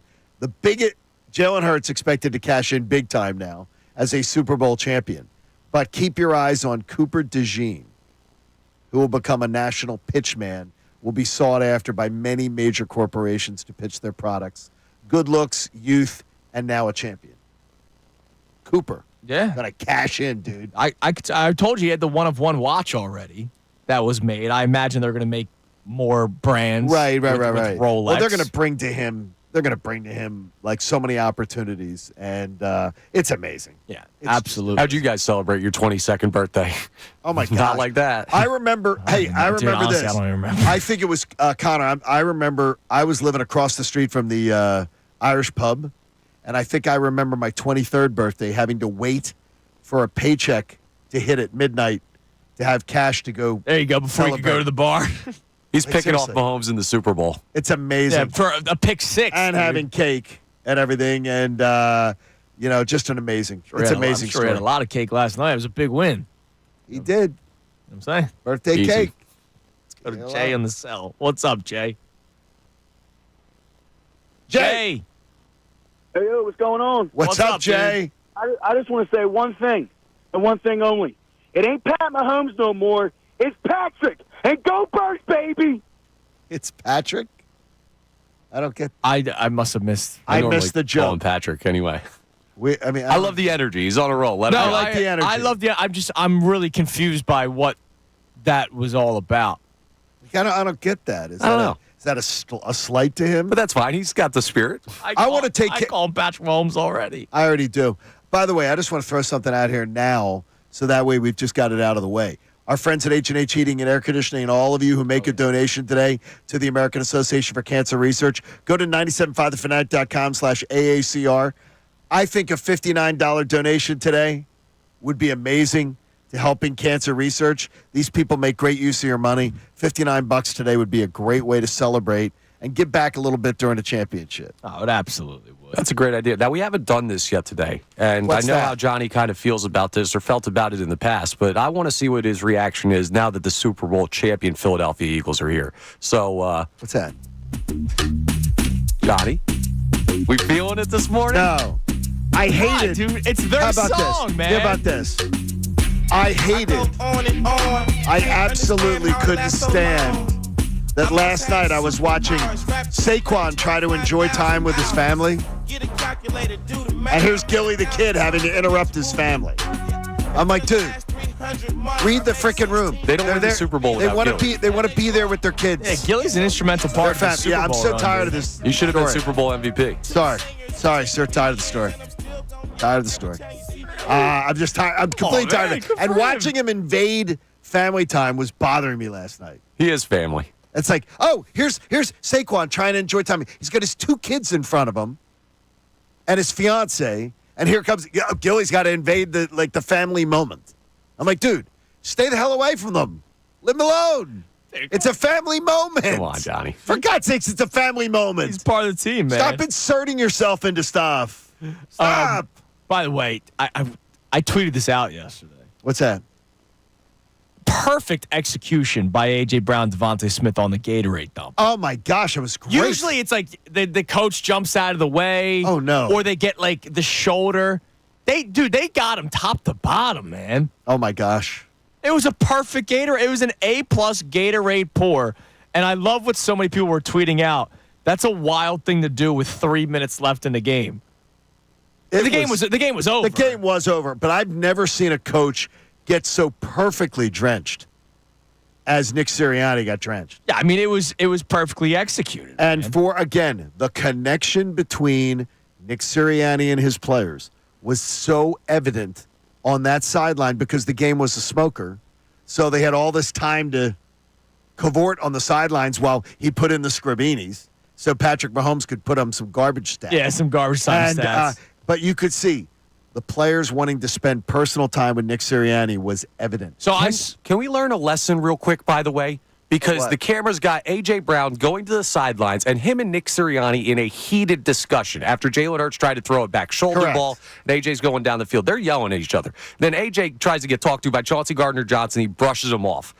And at the end of that game, A.J. Brown is right there with Devontae Smith, dumping the Gatorade, smiling ear to ear on Nick Sirianni. Sometimes, in the heat of the game, people have conversations, and it doesn't mean they hate each other, and it doesn't mean there's locker room issues. Sometimes NFL football just gets a little intense. Let's learn. Brothers fight. Best friends fight. If you don't have arguments with your best friends, where you can literally dog cuss each other out over something, and then you can be having a beer in the next hour. Right. I think the friendship isn't real. You should be able to call out your best friend. You should be able to call out your best buddies, family members. And if you can't, I consider it a superficial relationship. So to me, that's awesome. I love seeing that. Yeah. And I thought that was all on when people were trying to make the beef, and we talked about it on this show often, when people were trying to make the beef out of Jalen and A.J. Brown. It was complete fiction. And they created the beef was what BG brought up. Yes, that's what. But the thing it wasn't a problem Monday morning after the game against the Panthers. It was after Monday night. Correct. I mean, seriously. And then credit to Nick Sirianni, he addressed it straight up, and he said so. Remember, in one of his press conferences, he straight up said, "Yeah, we addressed it. If I think there's something that we need to address, I will address it." And then he was asked, "Did you address it?" And he said, "Yes, I addressed it." Did they address it? Yes, they addressed it. Because he realized it was a problem. And values. And the big thing is, too, is that I think the more people, the Eagles and other organizations, try to cover crap like that up, when in reality, don't cover it up. Right. Because when you cover it up, you make it seem like there's something more to it, when really, this is where somebody says, you know the old expression, the dudes being dudes? This is dudes being dudes. Yeah. Sometimes you literally will dog cuss each other out. Now, I got to ask. Yes, sir. Do the core values get added to? No. Oh, you want him to add timeliness? Yes! Guys, good work by you, Connor. Dude. Guys, all of your lines are being taken today. Oh, it's great, man. We're taking all your We're lines all on the same today. page. Yeah, timeliness needs to be added to the core values. You did middays. You knew he was going to be late. He does not. I'll tell you this. Nick Sirianni now, though, he's going to have a little more FU in him with all of you. Oh, yeah. About time. He's not going to carry it off. Now he's a Super Bowl winning coach. Now he's going to make, I would imagine, $16-17 million a year on a contract extension, which is another story we'll talk about this offseason. Yeah. He's got 1 year left on his contract, but you know he's getting 3 years added to that. Now, after 2 Super Bowls and a championship, he's getting another 3 years added to that. And that's going to be it's probably going to be 3 years at like $60 million. What do people start saying about him? Well, you heard it in the pregame show yesterday. They did a good job. I don't know how much. You guys are doing a show. Yes. On Fox, they had a really good thing about how much, and they referenced it, how much opposing coaches cannot stand him. Wow. They referenced it about he is just not liked within the coaching community. All right, looks like we're getting to the podium. Let's tap in. Commissioner Roger Goodell speaking. We're guessing this is the introduction to your Super Bowl winning head coach, Nick Sirianni. Take a listen. And last night he became, I think, the first coach to win 54 wins, including the postseason in his first 4 years. It's just amazing. So, congratulations, Coach. And of course, our MVP, Jalen Hurts, continues to not only play like a champion, but also a champion off the field, too. So congratulations to Jalen, who had 72 yards rushing last night, and I think became the first quarterback ever with at least 200 yards passing and 50 yards rushing. So Jalen continues to set a new mark on the field as well as off the field. So congratulations to both of them and the team. I think, Coach, you're coming up first.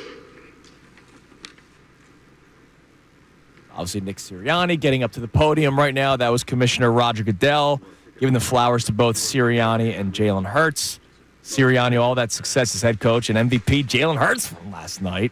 And it looks like Sirianni is at the podium. No, not yet. He's taking a picture with the Lombardi. Oh, okay. He didn't take any pictures with the Lombardi yesterday. Well, not with the commissioner next to him. It's timeliness. And here we I need are. timeliness to be added to the core values.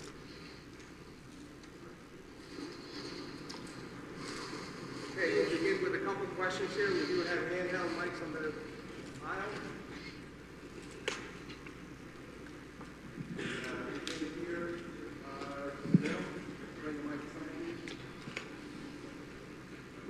All right, who wants to ask the first question? Talk about what Vic Fangio did to this team this year. You guys didn't blitz at all last night, and you still got pressure with the front four. Just talk about that. Yeah, Vic did an unbelievable job all year, getting everybody on the same page. The fundamentals of the game. Like again, this game doesn't have to be complicated. At the end of the day, did you tackle well? Did you get off blocks well? Did you hustle to the ball? And our guys did that. Did you take the ball away? And our guys did that. So Vic did an unbelievable job. And the game dictates, just like on offense, the game dictates how the game's played. And so we didn't need the pressures at all yesterday. We were getting home with 4 and being able to keep 7 in coverage. And he kept dialing it up. He did an awesome job, and the defense did an awesome job yesterday. Hi, Coach. Congratulations. Thank you. So you said earlier this week that you're not superstitious. However, after starting the season 2-2, you shaved your head, and there's been some speculation online. I buzzed my head. There's a big difference. Yeah. Right, you buzzed your head. So there's been some speculation on the internet that that's had something to do with it. Do you anticipate shaving your head next season to start? That has nothing to do with it. It's all about your habits and how you go about it. Like, I literally had no time to get a haircut on the Friday, and so I buzzed it. And that has nothing to do with it. Again, it's your habits every day.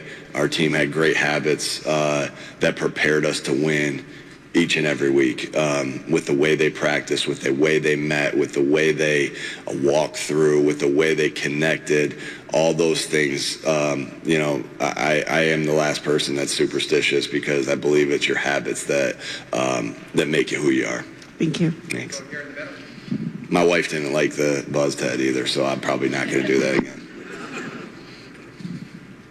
Coach, Nick Bolton said after the game that Jalen was really ahead with his checks, and it kind of threw the Chiefs off. Could you explain better than I would understand what goes into that check process and why Jalen is so consistently good at that and kind of ahead of defenses with it?